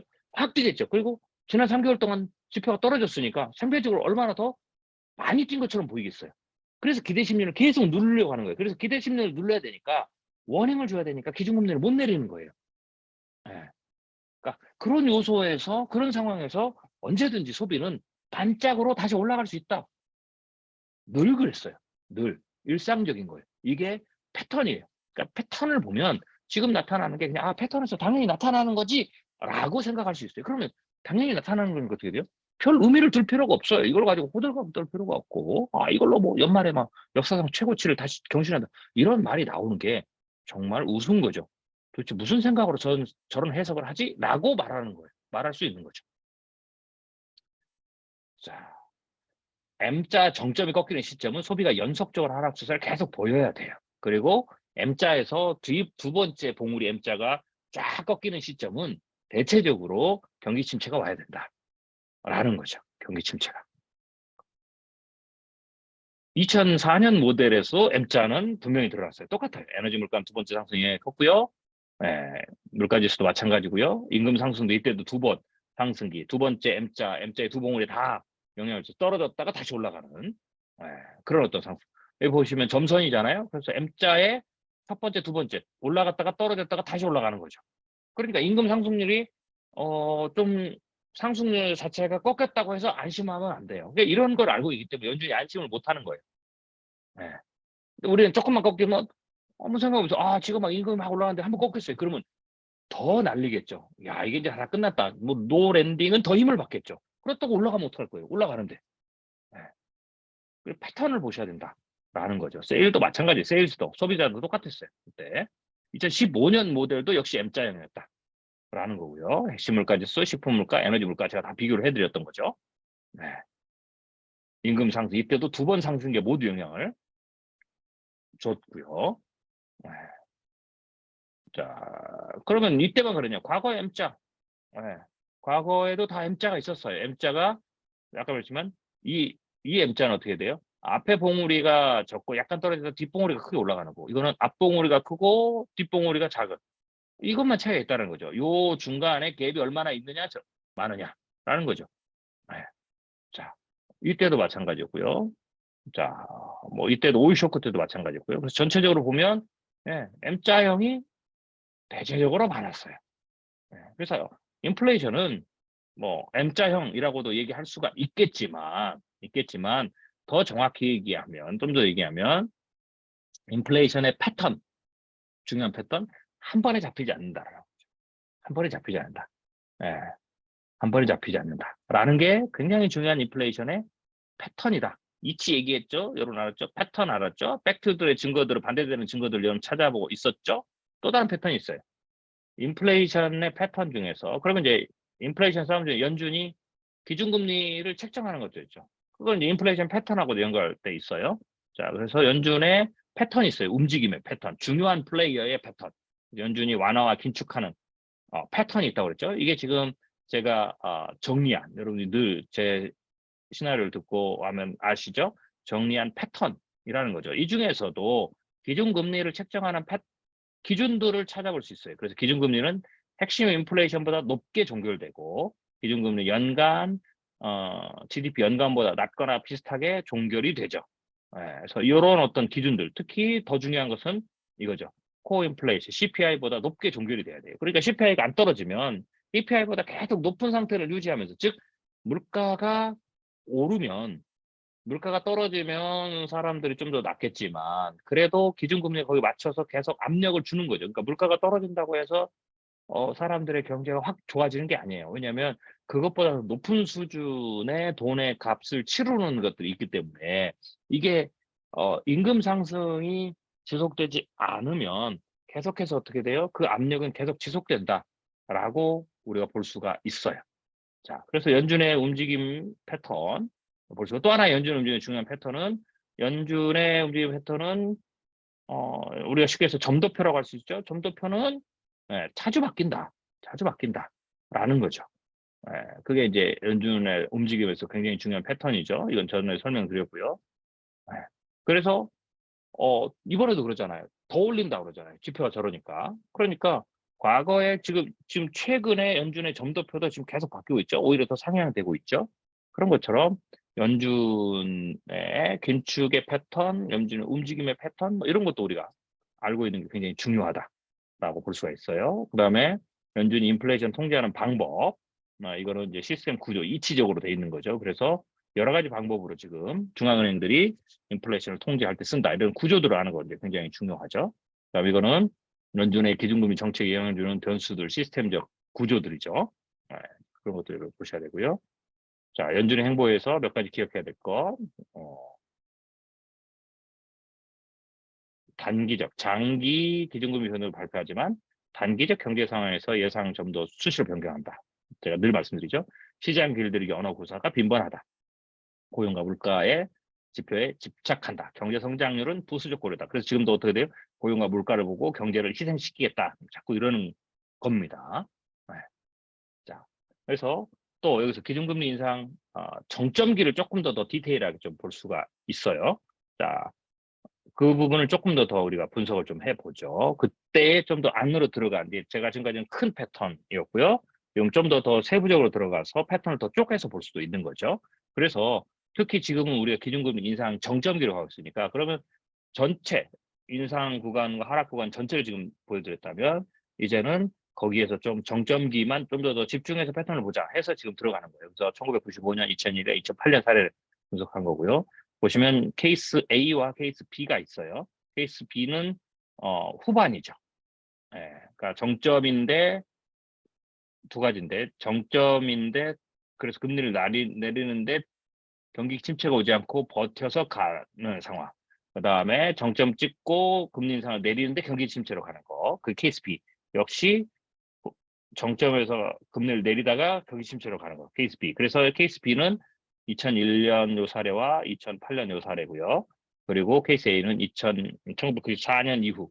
어떻게 보면 1994년 요 94년에서 2001년 닷컴 버블 때까지가 하나의 큰 통으로 본다면 여기에는 케이스 A와 케이스 B 패턴 두 가지가 있는 거죠. 그래서 사실 이거는 상당히 예외적인 상황이에요. 예외적인 상황이에요. 기준금리와 관련해서 저렇게 움직이는 게, 예를 들면 앞에 제가 보여드렸죠. 이게 이제 보시면, 자, 밑에 그래프를 보면 파란색이 기준금리죠. 기준금리고, 그 다음에 녹색이 CPI인데, 보시면 알겠지만 기준금리의 움직임을 보면 기준금리를 쭉 올렸다가 급락하는 요 단계, 요 패턴이 사실 조금 더 레귤러해요. 자, 뭐 과거에 다 그랬잖아요. 쭉 올렸다가 어느 정도 유지하다가 경기 침체가면서 쭉 올렸다가 어느 정도 유지하다가 경기 침체, 쭉 올렸다가 경기 침체, 쭉 올렸다가 좀 버텼다가 경기 침체. 뭐 그런 게 이제 많거든요. 쭉 올렸다가 조금 더 버텼다가 경기 침체. 예. 그리고 2008년에도 조금 올렸다가 버텼다가 경기 침체. 뭐 이렇게 하는 거거든요. 2020 코로나 전에도 마찬가지였어요. 이렇게 하다가 경기 침체 똑같이 갔을 텐데 코로나가 와가지고 이게 묻힌 거죠. 그런데 독특하게 보시면 1994년부터 2000년대까지가 지금 아주 굉장히 독특한 사례예요. 다음에 보면 올렸다가 경기 침체가 오지 않고 잘 버텼다가 오래 버텼다가 다시 떨어지는 거죠. 요런 사례. 이게 그래서 1995년, 2000년 이 사례가 어떻게 보면 가장 예외적 사례예요. 예외적 패턴. 그래서 패턴이 기본적으로는 기본 패턴이 비중을 쭉 올렸다가 6개월에서 뭐 길게는 1년 6개월 정도 버텼다가 내리면서 경기 침체가 오는 혹은 경기 침체 때문에 쫙 내리는 그러면서 인플레이션이 쫙 빠지는 이게 이제 가장 전형적인 패턴이고요. 가장 기본적인 패턴이에요. 그게 가장 패턴에서 가장 횟수가 높은 패턴이고 그런데 예외적인 패턴이 1994년에서 2000년대까지 이런 거예요. 올려서 내렸는데 경기 침체가 오지 않아서 쭉 유지를 계속 하는 거죠. 그러다가 다시 올려서 가다가 유지를 하다가 이제 경기 침체에서 떨어지는. 그래서 금융을 올려놓고 쭉 내리지 않고 급격하게 내리지 않잖아요. 다른 데 다 급격하게 내리는데 급격하게 내리지 않고 꽤 오랫동안 버티는 굉장히 독특한 사례. 자, 그런데 이 독특한 사례에서는 여러분들이 잘 하셔야 될 게 그렇기 때문에 어떻게 돼요? 이거는 이치로 통해. 이건 패턴이지만 세상 이치는 똑같아요. 버블이 많이 쌓이면 더 많이 떨어진 거죠. 그래서 오히려 어떻게 돼? 이때 주식시장이 나중에 폭발적으로 더 올랐거든요. 그래서 닷컴 버블 때 더 많이 떨어진 거예요. 다른 때보다. 그리고 가장 많이 수혜를 받았던 이 기술주가 대폭락을 한 거죠. 80% 넘게. 그게 닷컴 버블이. 그러니까 패턴은 달라질 수 있고 혹은 사이클이 달라질 수도 있지만 패턴에 약간의 이상이 이유가 있는 거죠. 그래서 사이클이 달라질 수 있지만 이치는 똑같다. 최종적인 이치는 오히려 더 많이 올랐기 때문에 더 떨어진다. 여기까지도 같이 묶어서 생각할 수 있어야 돼요. 여기까지도 묶어서 그렇게 생각할 수 있어야 된다라고 보시면 돼요. 그런데 중요한 거. 그럼 왜 이런 패턴이 1945년, 1994년에서 2000년 이런 패턴은 왜 만들어졌을까? 이유가 있어요. 제가 이제 만들어진 이 패턴이 만들어진 데는 이유가 있어요. 어떤 측면에서 어떤 다른 이것을 구성하는 이 시스템 구조, 이 똑같은 구조인데 어떤 측면, 어떤 영역이 과거와는 다르게 돌았다라는 거죠. 똑같은 구조가 달라진 게 아니에요. 다르게 돌았다는 거죠. 특별히 이제 제가 설명을 드리면 실업률이 계속 떨어졌어요. 그러니까 버틸 수 있었다라는 거죠. 그래서 만약에 지금도 이런 패턴이 일어나려면 이때와 똑같은 조건이 만들어져야 이게 일어나는 거예요. 그때 그래서 이 패턴으로 간다. 나머지들은 다 올라가서 얼마 못 퍼져 쭉 빠지죠? 이게 보통이죠. 그러니까 보통 패턴은 우리가 이해를 해요. 그런데 그래서 저는 여전히 지금도 그 상황이다. 뭐 차이가 있다면 이게 상방에서 6개월이냐, 1년이냐, 1년 6개월을 버티느냐 이 차이만 있을 거다. 이건 불확실성이니까. 그때. 거기는 우리가 볼 수가 없어요. 들여다보세요. 더 많은 지표들을, 더 많은 내부적인 시스템을 봐야 되니까. 일반인들은 노출이 안 된 시스템이죠. 안 된 구조죠. 그러니까 우리는 몰라요. 그래서 그냥 우리에게는 그게 불확실성이에요. 파월에게는 불확실성이 아닐 수도 있지만 더 많은 걸 들여다보면 우리는 정보에 제한적이기 때문에 불확실성이다. 그래서 6개월인지 1년인지 1년 6개월을 버틸지는 모르는 거다. 그렇지만 어쩌든지 간에 그 안에 경기 침체가 오면서 쭉 빠진다. 라는 거죠. 그게 가장 먼저 생각하는 거고 그게 대체적인 거고 지금의 사례들은 그 기본적인 패턴 안에서도 당연히 의뢰이 나타나는 현상이에요. 리테일 세일이 갑자기 좋아진 거. 임금이 계속 올라가는 거. 그 다음에 그 실업급여 청구율이 떨어진 것보다. 당연한 거예요. 정확하게 나타나는 겁니다. 제가 뒤에도 설명드리겠지만 그런 거예요. 근데 만약에 1994년으로 가려면 이것 외에도 다른 결정적인 이유가 있어야 되죠. 그 결정적인 이유가 이번에 동일하게 나타난다. 라면 어떻게 되겠어요? 그러면 1994년대로 간다. 라고 할 수가 있겠죠. 그러면은 주식시장은 다시 어느 정도 기술적 조정을 거친 다음에 폭발적으로 올라갈 것이고 전거점을 다 찍으면서 올라갈 거예요. 그렇게 될 거예요. 그렇지만 또 하나 생각하셔야 돼요. 그래서 다음번 터질 때는 여기서 보면 1994년에서 5년 버텼잖아요. 그러면 2000년 닷컴 버블 터질 때까지 대략 한 4년 내지 5년을 경기 침체 없이 간 거죠. 구간이 오히려 이거 보시면 경기 침체 구간에서 여기 상당히 높잖아요. 길이가 오래 버틴 거죠. 그런데 이치는 뭐예요? 많이 오르면 경기 침체 구간 구간이 길면 버블이 당연히 많이 쌓이는 거죠. 버블이 많이 쌓이면 경기 침체 다음 경기 침체에 떨어질 때 폭락은 더 크죠. 이게 이치란 말이에요. 그래서 패턴, 이치 이런 걸 다 기억하고 있어야 돼요. 그래서 다음번 털 때는 엄청나게 터진다. 라고 우리가 생각하고 그리고 쌍으로 생각을 해야 되죠. 쌍으로. 그래서 그런 부분들. 그래서 특이한 패턴, 이 패턴이 만드는 이유가 뭐냐? 뭐 대표적으로 하면 실업률이 계속 떨어졌어요. 그러면 계속 떨어지려면 이때 1994년, 5년에 금리를 올렸을 때 실업률이 상당히 높았단 말이죠. 그래서 계속 떨어진 완전 고용까지. 그런데 지금은 차이는 뭐냐면 이미 그때의 마지막 대폭락 직전, 경기 대침체, 2020년, 2021 대침체 직전에 떨어졌던 실업률 수준까지 이미 벌써 떨어졌어요. 그러면 이 실업률을 가지고 계속 간다면 1994년 모델로 패턴을 가면 특이한 모델이죠. 네, 그 이유가 있죠. 그러면 어떻게 돼요? 지금의 이 실업률이 4년 동안 계속 안 오르고 가야 돼요. 네, 그러면 1994년 이 모델의 패턴으로 갈 수 있다. 갈 확률이 높다라고 우리가 생각할 수 있다라는 거죠. 근데 그건 지켜봐야 된다라는 거죠. 그러니까 아직 섣부르다, 섣부르다라는 거고 지금 뭐 소비가 어떻고 뭐 제조 PMI가 어떻고 뭐 이런 거 다 소용없어요.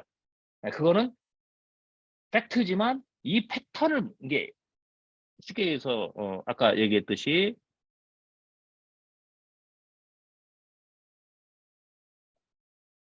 네, 이게 A 케이스냐 B 케이스냐는 거죠. 이게 올라갔으니까 여기도 보죠. 야, 여기 나오네요. 실업률이 어떻게 돼요? 계속 하락하잖아요. 그러니까 실업률이 지금 까만색인데 4%에서 잠깐만요. 실업률 이쪽이네요. 네. 7%에서 실업률이 어떻게 돼요? 지금 4%대까지 완전 고용률이 4%, 3%대거든요. 7%에 4%대까지. 그러니까 이미 이때는 차이가 뭐냐면 지금 실업률이 금리를 올리는 최정점 거의 다사로도 실업률이 6%였다는 거죠. 그러니까 실업률이 더 떨어질 수 있는 완전 고용으로 계속 갈 수 있는 여지가 2%포인트 이상 있었어요.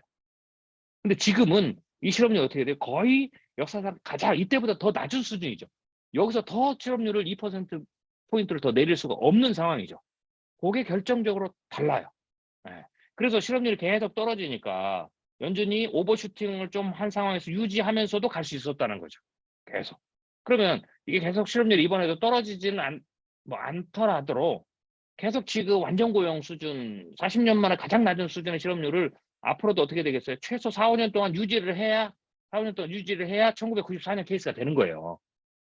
그 조건이 되느냐를 봐야 돼요. 그래서 이 패턴과 패턴의 차이에서 신호는 쉽게 다시 말씀드리면 패턴과 패턴을 비교할 때 똑같이 팩트지만 리테일 세일은 PMI 지수의 수치는 신호가 아니에요. 소음이에요. 오히려 패턴을 A냐 B냐를 판단하는데 그러니까 신호는 A냐 B냐를 판단하는데 정확한 판단을 내릴 수 있는 숫자, 팩트가 신호고 A냐 B냐를 팩트지만 A냐 B냐를 판단하는데 흐리게 만드는 것은 소음이에요. 그러니까 소음은 가짜 뉴스만 소음이 아니에요.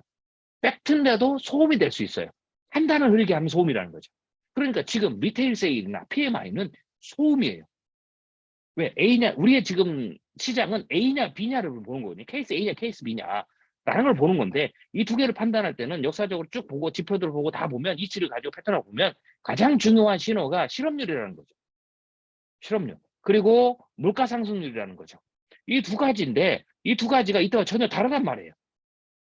그러니까 그게 신호예요. 그거를 지켜보고 있어야 돼. 그걸 가지고 패턴 A냐 B냐를 판단하는데 신호죠. 그래서 신호는 그 두 가지예요. 그런데 리테일 세일이나 PMI나 뭐 이런 모든 것들 기대 심리나 뭐 이런 건 전부 다 어떻게 돼요? 팩트지만 판단을 흐리게 하기 때문에 소음이라는 거죠. 그래서 결국 어떻게 돼요? 3%가 올라서 PMI가 좀 올라서 혹은 심지어는 주택지수도 이것도 소음이에요. 이거 상관없거든요. 네. 심지어는 실업률 그 실업 수당도 소음이에요. 그것도. 근데 그런 게 막 그 소음에 해당되는 신호가 좋아졌다고 아까 어떻게 돼요? 올해 연말에 역사상 최고치를 찍는다. 당연히 소음이고 열광할 필요가 하나도 없는 거고 소음에 열광하는 거죠. 네. 그리고 오히려 그 때문에 판단을 더 흐려졌죠. 판단이 흐려지니까 오류를 하죠. 논리적 추론에서 기대치가 돼서 예, 보통은 이제 기대치가 들어갈 때 기대치가 과도하게 반영될 때 주로 나타나는 게 미끄러진 경사길 오류 혹은 비탈진 경사길 오류라는 거예요. 기대치가 과도하게 들어가죠. 확신이 과도하게 들어가죠. 환상이 과도하게 들어가죠. 혹은 공포가 과도하게 들어가죠. 그래서 논리적 추론을 그렇게 하게 돼 있어요. 그래서 지금 나타나는 것은 바로 그거였고, 그렇기 때문에 불과 며칠 전에 그 현상 올랐다가 그 다음에 연준이 세게 딱 때리니까 주가가 확 내려가는 거죠. 네, 환상이니까, 누각이니까 그냥 무너지는 거예요. 사상 누각이니까. 그러니까 그거 믿고 들어간 사람은 요 며칠 새에 오히려 손해를 봤다라는 거죠. 이거를 몇 번 겪게 되면 이게 어떻게 되냐면 어떻게 돼요? 내가 사면 떨어지고 뭐 이렇게 되는 거죠. 내가 팔면 올라가고.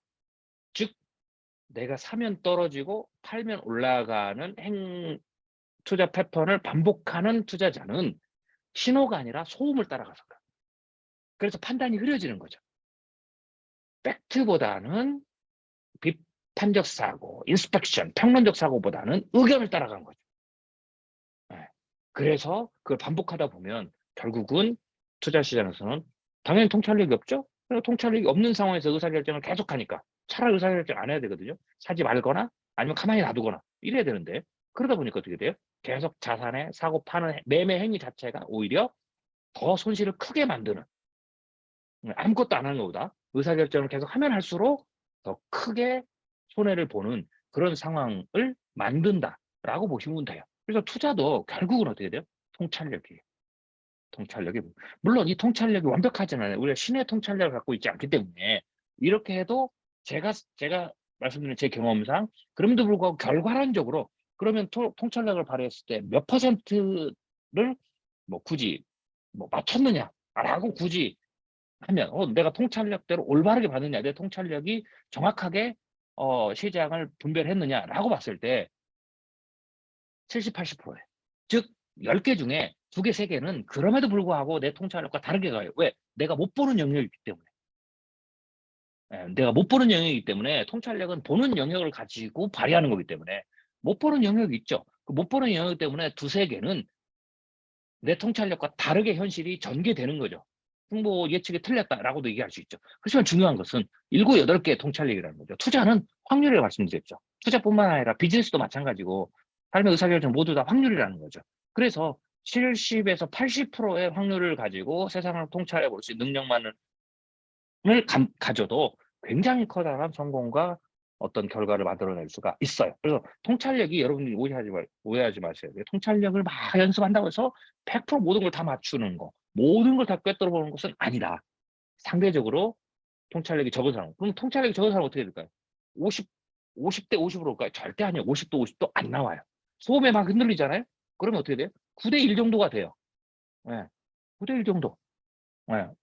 혹은 8대 2 정도. 심지어는 그래서 어떻게 돼요? 오히려 원숭이가 주사위를 던지면 5대 5잖아요. 5대 5보다 못한 거예요. 5대 5보다 못한, 소음에 따라서 하면 5대 5보다 못한, 차라리 주사위를 던지는 게 나올 뻔한 그런 수준의, 주사위를 던지는 것보다 더 낮은 통찰력 수준으로 가서 결국은 거기에 따른 모든 확률, 내 의사결정이 20, 30%만 그래도 성공하는 확률이기 때문에 2, 3번의 짧은 성공을 하지만 롱텀, 길게 가면 갈수록 계속해서 자산상각이 이루어진다 라고 볼 수가 있는 거죠. 자, 그런 측면에서 여러분들이 통찰력을 좀 보는 현상들이 필요하죠. 자, 이것도 기준금리상 정점기에 인플레이션도 2번 튀잖아요. 그렇죠? 여기도 2007년에도 M자 2번 튀잖아요. 떨어졌다가 금리를 쫙 올라갔다가 금리를 최대 인상하니까 그때 좀 떨어졌다가 다시 확 튀면서 그 다음 어떻게 돼요? 네, 경기 침체가 오면서, 이거는 스스로 떨어진 게 아니에요. 경기 침체가 오면서 추락하면서 그냥 인플레이션이 떨어져 버린 거죠. 수요 측면에서 그냥 확 축소가 되면서 인플레이션이 쫙 떨어지는 거죠. 네, 이렇게 간다는 말이에요. 그래서 만약에 여러분들이 이걸 모르면 이게 떨어졌다 그러면 또 열광할 거 아니에요. 그죠? 2007년 보시면 인플레이션 쫙 떨어지잖아요. 이게 웬 떡이냐 하고 그다음부터는 이제 열광하게 되는 거죠. 그렇지만 올라간다. 이게 연준이 이걸 보고 있는 거예요. 여기도 마찬가지고, 여기 이 짧은 A 구간에서도 인플레이션 오르락 내리락 하잖아요. B 구간에서도 오르락 내리락 하다가 떨어지는 거죠. 그래서 인플레이션이 획기적으로 떨어지는 것은 뭐 3%, 4% 쫙 한 번에 쭉 떨어지는 것은 경기 침체밖에는 없어요. 방법이. 기본적으로 인플레이션이 시장의 조절에 의해서, 수요 공급의 조절에 의해서 떨어지는 것은 네, 여기서도 보시지만 인플레이션이 여기 이쪽이 오른쪽이 인플레이션의 지표거든요. 숫자거든요. 보시면 알겠지만 이 급락하는 이 구간을 제외하고는 인플레이션이 떨어지는 게 거의 1년, 뭐 6개월에 1년에 0.5에서 1밖에 안 된다는 거죠. 아까 그런 인플레이션 보여드렸잖아요. 그러니까 이건 그냥 자체적으로 경기 대침체가 없이는 인플레이션 연준이 목표로 하는 코어 인플레이션 2%까지 떨어지는 데는 최소 2, 3년 걸려요. 네. 그렇게 갈 수밖에 없다라는 거죠. 그래서 섣불리 뭐 올해 안에 뭐 2%, 2% 떨어져 연준이 쫙 내린다 그런 건 없어요. 물론 떨어지면 연준이 적정 시기에 내리겠죠. 그런데 그것도 굉장히 조심스럽게 내린다라고 보시면 돼요. 조심스럽게 내린다.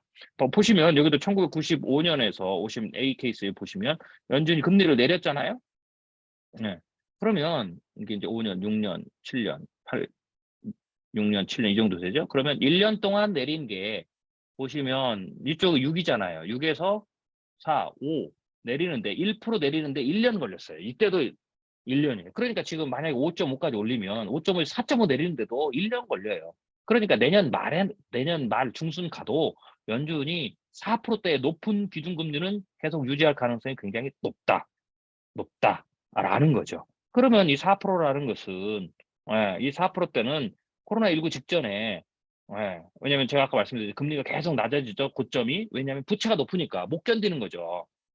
1억을 가졌을 때 4%와 2억을 가져서 4%는 그 차이잖아요. 그러니까 부채가 늘면 견딜 수 있는 금리 수준이 점점 내려가요. 그래서 전체적으로 장기적으로 금리의 최고점은 계속 내려간단 말이죠. 그래서 최근에 코로나 직전에 연준이 올릴 수 있었던 금리는 2.5에서 3%가 맥시마이였어요.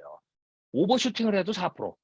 그런데 지금 4%까지 떨어뜨리는데 4%까지 내려가는데 자연적 물가 상승률 하락이라면 왜냐면 끈적 이제 갑자기 에너지라든지 외부적으로 급격하게 올랐던 거 이 부분들은 이미 다 떨어질 만큼 떨어져 인플레이션 지금 하락만큼 다 기여를 했기 때문에 이게 요 몇 개월 동안 떨어졌던 그 분량만큼을 더 떨어뜨리지 못한단 말이에요. 더 떨어질 게 없어요.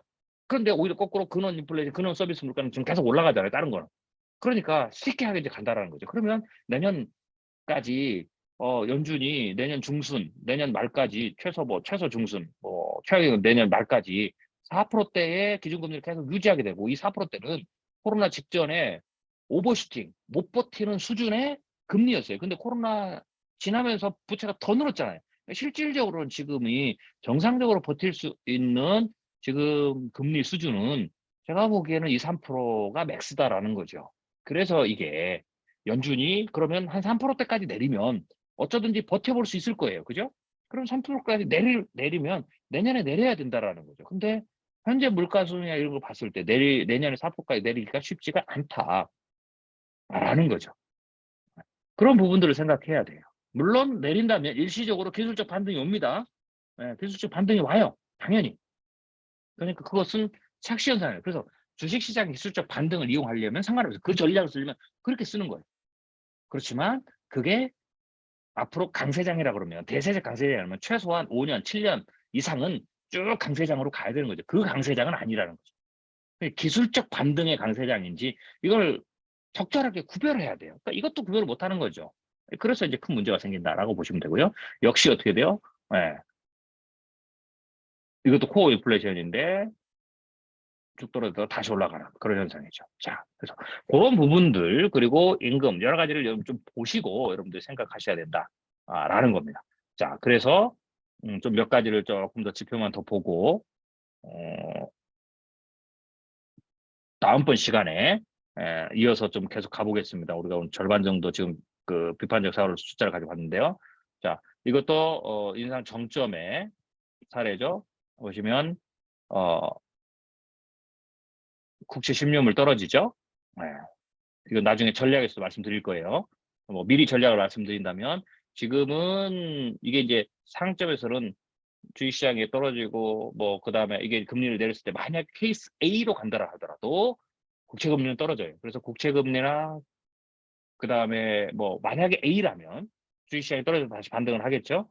그럼 주식시장도 오르겠죠. 국채금리 하락도 나가죠. 이 두 가지 상품이 유효하다 이렇게 보시면 돼요. 자, 그다음에 지금 기준금리 정점이죠. 기준금리 정점에서 보시잖아요. 이게 이제 1995년 사례예요. 이 1995년 사례를 제가 일부러 지금 사람들이 다 지금 이 사례로 갈 수 있다라고 지금 생각을 하거든요. 오케이. 그럼 그 사례에도 보면 기준금리 정점을 찍었을 때도 어떻게 돼요? 소매 판매가 상승 전환이니까 그러니까 정점 구간에서도 어쩌든지 소매 판매 상승 구간은 나타난다라는 거죠. PMI도 상승 전환되잖아요. 임금 성장률도 상승으로 전환된단 말이에요. 그러니까 기준금리가 높아도 PMI가 떨어졌다가 올라가고, 그 다음에 소매 판매가 떨어졌다 올라가고, 임금 성장률이 떨어졌다 올라가고, 이게 당연히 의뢰이 나타나는 거예요. 그러니까 호들갑 떨 일이 아니다라는 거죠. 자, 그 다음에 그러니까 이렇게 되면 이제 스톡마켓이 또 기술적 반등을 하잖아요. 자, 그리고 이거는 2000년도 이제 1994년 2000년 닷컴 버블 직전에서도 역시 이제 이거는 이제 B케이스죠. 2008년 B케이스, 여기에 또 B케이스죠. B케이스 봤을 때도 이때 어떻게 돼요? 물가 상승 다시 올라가죠. 금리가. 그러면도 역시 어떻게 돼요? 소매 판매가 상승과 하락을 반복하잖아요. 대폭락 직전에도. 대폭락이 안 와도 똑같고 대폭락이지. 그래서 이게 신호가 아니라는 거예요. 소음이라는 거죠. 팩트인데 소음이에요. 왜? 소음이라는 것은 제가 그죠?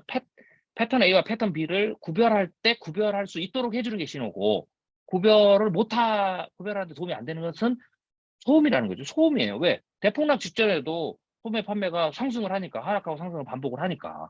보세요. 이렇게 한 2달 떨어졌다가 확 뛰잖아요. 그러면 대반등이잖아요. 대반등 케이스도 와요. 자, PMI도 역시 똑같이 이때도 B 케이스에도 오르락내리락 하더라. PMI가 좋게. 임금 상승률도 오르락내리락 하더라. 주식시장 밑에 스탁마켓이죠. 기술적 반등하잖아요. 떨어졌다 다시 하다 그렇게 한단 말이죠. 국채금리도 내려가고 이때도. 자, 역시 2007년이죠. 케이스 B 이때도 보면 어떻게 됐습니까? 국채금리 올랐다가 떨어졌다가 다시 올랐다가 떨어지는. 그 다음에 이때도 소매 판매 상승과 하락 반복하잖아요. 대폭락 직전에도, 대폭락 초기에도 소매 판매가 증가를 합니다. 리테일 세일 증가를 한단 말이죠. 떨어졌다가. 그러니까 대폭락 직전에도 이런데, 그럼 많이 생각합니다. 대폭락 직전에 이게 올랐다고 해서 그때가 이제는 역사적으로 최고점을 찍습니다. 이제는 노랜딩입니다. 이게 말이 안 된단 말이죠. 그러니까 이건 소음이라는 거예요. 팩트지만 소음. 역시 이때도 PMI 상승과 하락을 반복하죠. 대폭락 초기에도 PMI가 증가를 합니다. 임금 성장률도 하락과 반복을 하고요. 대폭락 초기에도. 자, 그러면 이걸 개인 저축과 지표들의 관계를 좀 보죠. 자, 그럼 왜 그게 PMI가 오르고 소비지 수요? PMI는 당연히 오르죠. 소비가 늘면 PMI가 늘게 돼 있어요. 왜? 사람들이 더 많이 사니까 생산을 늘리죠. 그러니까 PMI는 별로 의미가 없어요. 따라 올라가는 거예요. 그 다음에 주택 인덱스는 집값은 금리에 어느 정도 적용이 되면 시장금리가 떨어지거든요. 우리나라 지금 시장금리 떨어지잖아요. 그러니까 멈추는 거예요, 하락이. 혹은 일부에서는 이게 바닥인 줄 알고 사는 거죠. 그래서 기술적 반등이 있는 거예요. 그러니까 주택지수도 소음이에요. 신호가 아니에요. 당연히 그때 다 나타나는 거예요. 대폭락 직전에도 나타나요. 그래서 팩트지만 패턴을 분석할 때는 신호가 아니고 소음이다. 오히려 흐리게 만들기 때문에. 자, 그러면 왜 그러면은 대폭락 직전에도 사람들이 곧 대폭락이 오고 막 경기 대침체가 오면도 불구하고 혹은 경기 침체가 오면도 사람들이 소비를 늘리느냐, 소비가 증가 하락 반복 추세를 하느냐. 일단 기본적으로 사람은 쓰게 돼요. 쓰기를 원하죠. 그래서 앞에 두 손을 안 썼으면 이번에 더 쓸 수 있는 여력이 생기니까 느는 거죠. 욕구가 하나가 있고요. 또 하나는 경제 성장률 하락할 때 저축률이 감소해요. 자, 이 보시면 위에는 퍼스널 세이빙이 파란색이고요. 그 다음에 이거는 이제 기준금리에서 파란색, 그 다음 밑에는 퍼스널 세이빙이 파란색, 그 다음에 검은색이 GDP 애뉴얼 그로스죠. 제가 이제 박스를 쳐놨는데요. 기준금리 인상, 경기 침체, 대침체 가는 직전이잖아요. 보시면 알겠지만 퍼스널 세이빙이 떨어지죠. 떨어지는 시점에서도 사실은 증가 반복이 있고, 그리고 그 다음에 대체적으로는 그 앞선보다는 전체적인 수준은 떨어져요. 그리고 어느 때 최악을 찍냐면 대폭락 직전에 최악을 찍고 다 내려가죠. 다시 내려가시죠. 자, 그 다음에 여기 보면 밑에 보면 애뉴얼 그로스가 어떻게 돼요? 줄어들죠. 자, 그러니까 GDP가 줄어요. 그러니까 인컴의 전체적인 수준은 줄죠. 그런데 어떻게 돼요? 퍼스널 세이빙, 즉 저축은 요 기간에 줄죠. 자, 그러니까 뭐냐면 경제 성장률이 하락하면 사람들이 소비를 줄여야 되는데 왜 소비가 느느냐? 저축률도 감소하는 거. 즉 모아둔 돈을 빼서 쓰기 때문에 소비를 유지하는 거예요. 대폭락 직전, 경기 침체 직전이라도. 그래서 그게 아까 제가 앞에 보였던 소비지 리테일 지수가 올랐는데 소비 지수가 올랐는데 다른 데 보면 어떻게 돼요? 부채가 계속 늘잖아요. 크레딧 카드 부채도 늘고 총부채도 늘고 다 느는 거죠. 네. 그렇게 되는 거예요. 그러니까 지금 리테일 세율이 높아지는 것은 전형적인 패턴에서 보면 정상적인 패턴이에요. 오르는 게. 네. 두 가지. 저축률이 줄어서 즉 돈을 빼서 지금 쓰고 있고 그다음에 크레딧 카드 빚을 오히려 꺼내 쓰고 있고 동시에 어떻게 돼요? 한 서너 달 지금 위축 올까 봐 줄었다가 그 준 것을 다시 이번 달 것까지 쓰니까 이번 달치가 평균보다 지난보다 높아지고 앞 서너 달을 낮아졌기 때문에 상대적으로 그게 더 높게 보이고 자연적인 현상입니다. 당연한 거예요. 이걸 가지고 미국 경제가 탄탄하다. 예. 말하는 거는 문제가 있어요. 말하는 건 문제가 있다라고 보고. 자, 저축률이 감소하는 시기에 부채는 증가하고 임금은 상승 후에 하락하는 추세를. 그래서 임금이 후행한단 말이에요. 이게 이제 그걸 나타내는 거예요. 자, 저축률이 감소하는 시기, 실업률은 계속 하락하죠. 그러니까 임금은 실업률이 계속 하락하니까 실업률이 오르지 않으니까 임금이 계속 상승하는 여세가 지속되죠. 그러니까 어떻게 되겠어요? 지금 실업률이 안 떨어지잖아요. 임금은 오르잖아요. 네. 그러니까 일부 빚을 없는 사람은 빚을 꺼내 쓰는 거고, 크레딧 카드를 늘리는 거고, 있는 사람은 그래도 여세니까 소비력이 받쳐지고, 그러니까 그러다가 경제 위축에 막 두려움이 있으니까 조금 한두 달 움츠렸는데 괜찮을 것 같으니까 그 한도로 움츠릴 때 세이빙하고 또 쓰고 그러니까 푹 하고 소비가 올라가죠. 소비가 올라가니까 PMI는 따라서 올라가야 되겠죠. 그리고 기준금리 어느 정도 적응이 되니까 상방에서도 어떻게 돼요? 네. 주택지수가 하강이 떨어지거나 일시에 기술에서 반등을 하죠. 처음에 여러분이 보셨던 일단 제가 설명해드리고요. 비농업 부분 고용 증가하고 일자리 수요는 정점으로 치닫죠. 네, 일자리 수요도 정점으로 치달아요. 네, 이때 전형적으로 나타나니까 앞으로 이런 게 나타나도 놀라지 말라는 거예요. 이게 패턴이에요. 당연히 나타나는 거죠. 네. 그리고 풀타임 고용은 재상승하고 파트타임 고용은 대폭락 직전에 상승을 하고 이런 것들이죠. 자, 그 다음에 또 보시면 서비스 물가 상승하고 신용카드 부채 계속 증가하죠. 동일한 패턴이었잖아요. 신용카드 부채 증가하는 거고 그리고 그래서 저축률 감소해서 소비는 증가와 감소를 반복한다라는 거죠. 자, 지금까지 제가 분석한 전형적인 패턴이 이번만이 아니라 사람들은 지금 이번만 놀랍다, 새롭다 뭐 이렇게 얘기하는데 전혀 아니라는 거죠. 자, 그럼 여기까지 일단은 이 정도까지만 제가 절반 정도 지금 비판적 사고로 데이터를 들여다봤는데 나머지 절반은 또 그것도 이제 패턴을 또 보실 거예요. 그건 다음번 강의 때 좀 더 들어가는데 자, 여기까지 본 것만 가지고 자, 이 뉴스를 다시 한번 들여다보세요. 미국 경제의 70% 비중이 육박하는 소비는 경기 척도록입니다. 이날 집도는 역대급 인플레이션에 덮치고 있음에도 미국 경제는 그러니까 소비가 올랐죠? 3%. 네. 미국 경제는 흔들리지 않고 있다는 해석이 가능하다. 지난달 소비자 물가 상승률만큼 소비가 증가한 것은 미국 사람들이 고물가에 아랑곳하지 않고 돈을 쓰고 있다는 의미다. 그래서 미국 경제는 흔들리지 않고 있다는 해석이 가능하다. 제조업 경기 역시 반등세가 뚜렷하다. 심지어 주택 지표까지 긍정적으로 나왔다. 그래서 최근 월가를 달고 있는 용어는 노랜딩이다.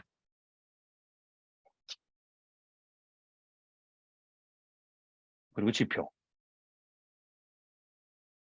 그래서 여기서 이제 어떻게 돼요? 미끄러운 경사길의 오류 혹은 비탈진 경사길의 오류. 주가가 올해 사상 최고치를 갈아치울 것이다. 경기 침체 때 단기내에는 흔히 있는 일이라고 깎아내렸다. 오히려 이 사람이 어떻게 돼요? 오히려 현재 인스펙션 사고에 기반해서 한 거예요. 50% 이상 폭락할 수 있다. 오히려 이쪽이죠. 근데 이것도 따져봐야 되는 거예요. 이것도 따져봐야 되고 어쩌든지 증시 가격이 너무 아직도 비싸다. 자, 이런 상황에서 워렌 버핏 버크셔에 되는 TSMC 반도체 4차 산업革命의 가장 핵심이 되는 반도체 지분을 86.2%를 매각했다. 로이터는 버크셔 회대가 남은 TSMC 지분도 추가 매도했을 가능성이 있다고 봤다. 이거 버핏의 행위입니다. 네. 자, 버핏은 왜 이런 결정을 했을까요? 물론 반도체 자체에 대해서 혹은 뭐 단기적으로 그러냐 뭐 여러 가지가 있겠지만 어쩌든지 지금 상황 봤을 때는 제가 보기에는 그다지 나쁜 의사결정은 아닌 것 같다. 현재까지 여러분들이 인스펙션, 비판적 사고, 크리티컬 싱킹, 평론적 사고, 인스펙션, 조사적 사고라고 그랬죠? 그래서 제가 처음에 말씀드렸잖아요. 네. 여기 말씀드렸죠? 상반된 전망이 나온다. 그러면 뭘 해봐야 돼? 비판적 사고를 해봐라. 비판적 사고는 평론적이고 조사적 사고다. 즉, 그래? 조사를 해보자. 팩트. 조사를 해보자. 팩트. 그 다음에 비판적 사고에서 팩트는 기본적이죠. 빠진 증거는 없냐? 반대되는 증거는 없냐? 상반된 증거는 없냐? 중요한 증거가 누락되지는 않았냐? 그럼 그 증거를 가지고 논리를 구성하려면 이치를 먼저 생각해야 논리는 이치에서 구조에서 나오죠. 이치가 뭐냐? 네. 라는 거. 네. 그 다음에 패턴을 찾아봐야 되겠죠. 그 패턴의 케이스를 분류하고 그 패턴들을 보면 어떻게 돼요? 패턴과의 차이를 찾아야 되겠죠. 공통점이 뭐냐? 차이점이 뭐냐? 특이점은 뭐냐? 그럼 어떻게 돼요? 그것을 이용해서 신호와 소음을 구별할 수 있죠. 즉, 소음은 팩트지만 그 자체는 팩트의 스코어지만 패턴을 찾을 때에 구별할 때 신호는 패턴을 구별해 줄 때는 결정적인 팩트를 얘기하는 거고 스코어를 얘기하는 거고 나머지는 그게 팩트라도 그 스코어가 팩트라도 어떻게 되겠어요? 소음이 될 수 있다라는 거죠. 그런 부분들을 우리가 기본적으로 제가 살펴봤습니다. 그래서 여러분들이 팩트와 가짜를 구별하는 것이 가장 기본이었다면 이제는 팩트와 팩트 안에서도 신호와 소음을 찾는 것은 또 다른 문제라는 거죠. 또 다른 어떤 그 기술이 필요한 거고 이런 신호와 소음을 구별해내는 것은 그냥 있다고 해서 구별해내는 것이 아니고 가장 기본적인 여러 가지 사고가 있는데요. 크리티컬 싱킹 이런 사고를 도입했을 때 사고를 썼을 때에 사고력을 썼을 때 신호와 소음은 구별한다. 즉 신호와 소음은 그냥 보이는 게 아니고 팩트와 사실이냐 사실이 아니냐라는 것도 사실은 뭐 구별하기 어렵지만 그래도 그건 찾아보면 돼요. 그렇지만 사실 가운데서도 이제는 신호와 소음을 구별해야 돼요. 소음은 가짜뉴스 소음이지만 대부분의 소음은 가짜뉴스에서 오잖아요. 그냥 가짜뉴스, 가짜뉴스. 팩트와 넌 팩트를 구별할 때 걸러져 나가는 거고요. 신호와 소음은 팩트들을 가지고 분류하는 거예요. 신호와 소음. 그래서 이 신호는 패턴 간의 차이, 공통적 차이, 특이점을 분별해낼 수 있는 분별력을 주는 결정적인 팩트를 신호라고 그러고 두 개를 구별하는데 도움이 안 되는 오히려 분별하는 능력을 떨어뜨리는 오히려 혼동스럽게 만드는 게 그게 팩트지만 팩트적 스코어지만 소음이다 라는 거죠. 그걸 찾기 위해서는 이치, 패턴 이런 것들을 봐야 되고 이것은 뭐에 의해서 비판적 사고에 의해서만 얻어질 수 있다. 즉 비판적 사고를 하지 못하면 신호와 소음을 절대로 구별해낼 수 없다라는 거죠. 자, 이게 사고력이 굉장히 중요한 거예요. 우리 여러분이 지금 비판적 사고 보면 앞으로 계속해서 저와 함께 뭐 시스템 사고도 보고 신화적 사고도 보고 가설적 사고도 보고 뭐 이런 거 배우는 거예요. 그런 사고력을 배울 때마다 여러분들이 통찰력이 업그레이드 된다. 그리고 인간의 통찰력은 10개 중 10개를 다 꿰뚫어 볼 수 없습니다. 인간의 통찰력은 7개 혹은 8개, 10개 중에 7개, 7, 80%가 인간이 도달할 수 있는 가장 평균적인 어떤 높은 수준의 통찰력입니다. 없다라는 것은 대체로 5대5가 아니에요. 대부분 통찰력의 훈련이 안 되면 5대5가 아니에요. 통찰력을 세상 꿰뚫어 보는 것은 5대5다 전대 밑입니다. 5대5는 주사위 돌리는 거. 즉 원숭이가 주사위에 돌려서 그 주사에 따라서 투자하는 것과 같은 수준이에요. 통찰력이 없으면 그 수준이 아니라 그 밑으로 내려오는 겁니다. 그래서 통찰력이 있느냐 없느냐는 10개 중에 통찰력 없는 사람은 2, 3개를 보는 거고 통찰력이 있는 사람은 7, 8개를 보는 거죠. 그러니까 그 차이가 장기적으로 갔을 때는 현격한 차이를 만들어낸다라고 보실 수가 있는 겁니다. 자, 오늘 수다 통찰에 관해서 어느 정도 제가 이제 준비한 것을 절반 정도를 봤는데요. 우리가 또 조금 더 이제 투자니까 제가 이제 이 투자에 관해서는 통찰력은 비판적 사고로서는 이번 한 번 제가 강의를 실례를 들어서 해드리니까 다음번 시간에는 좀 더 다른 측면에서 투자세 패턴, 그 패턴을 가지고 패턴과 패턴을 연결시킬 수가 있거든요. 패턴과 패턴을 연결시켜서 큰 패턴을 만들어요. 큰 흐름인데 긴축 전체에서 나타난 패턴. 그러니까 패턴이 작은 패턴이 있을 거 안에 긴축 기준금 인상과 멈추고 혹은 하락 뭐 이런 작은 패턴. 근데 그것들이 모아지면 큰 패턴이 되죠. 큰 패턴은 큰 구조를 만들어요. 그래서 그걸 붙여가지고 그 패턴들을 바라보는 당연히 이제 비판적 사고가 들어가죠. 그래서 그 부분을 다음번 시간에 좀 더 확대해서 여러분들에게 신뢰를 가지고 설명을 해드리도록 하겠습니다. 오늘 수고 많으셨고요. 오늘 내용도 굉장히 중요하니까 그리고 또 현재의 시장 상황을 여러분들이 들여다보는데 굉장히 중요한 거니까 여러분들이 꼭 참조해서 다시 한번 몇 번이고 반복해서 들으셔서 큰 도움을 얻으시기를 바라겠습니다. 네, 감사합니다. 오늘 강의를 마치도록 하겠습니다. 다음번 시간에 뵙겠습니다. 감사합니다. 지금까지 미래학자 최현식 박사였습니다.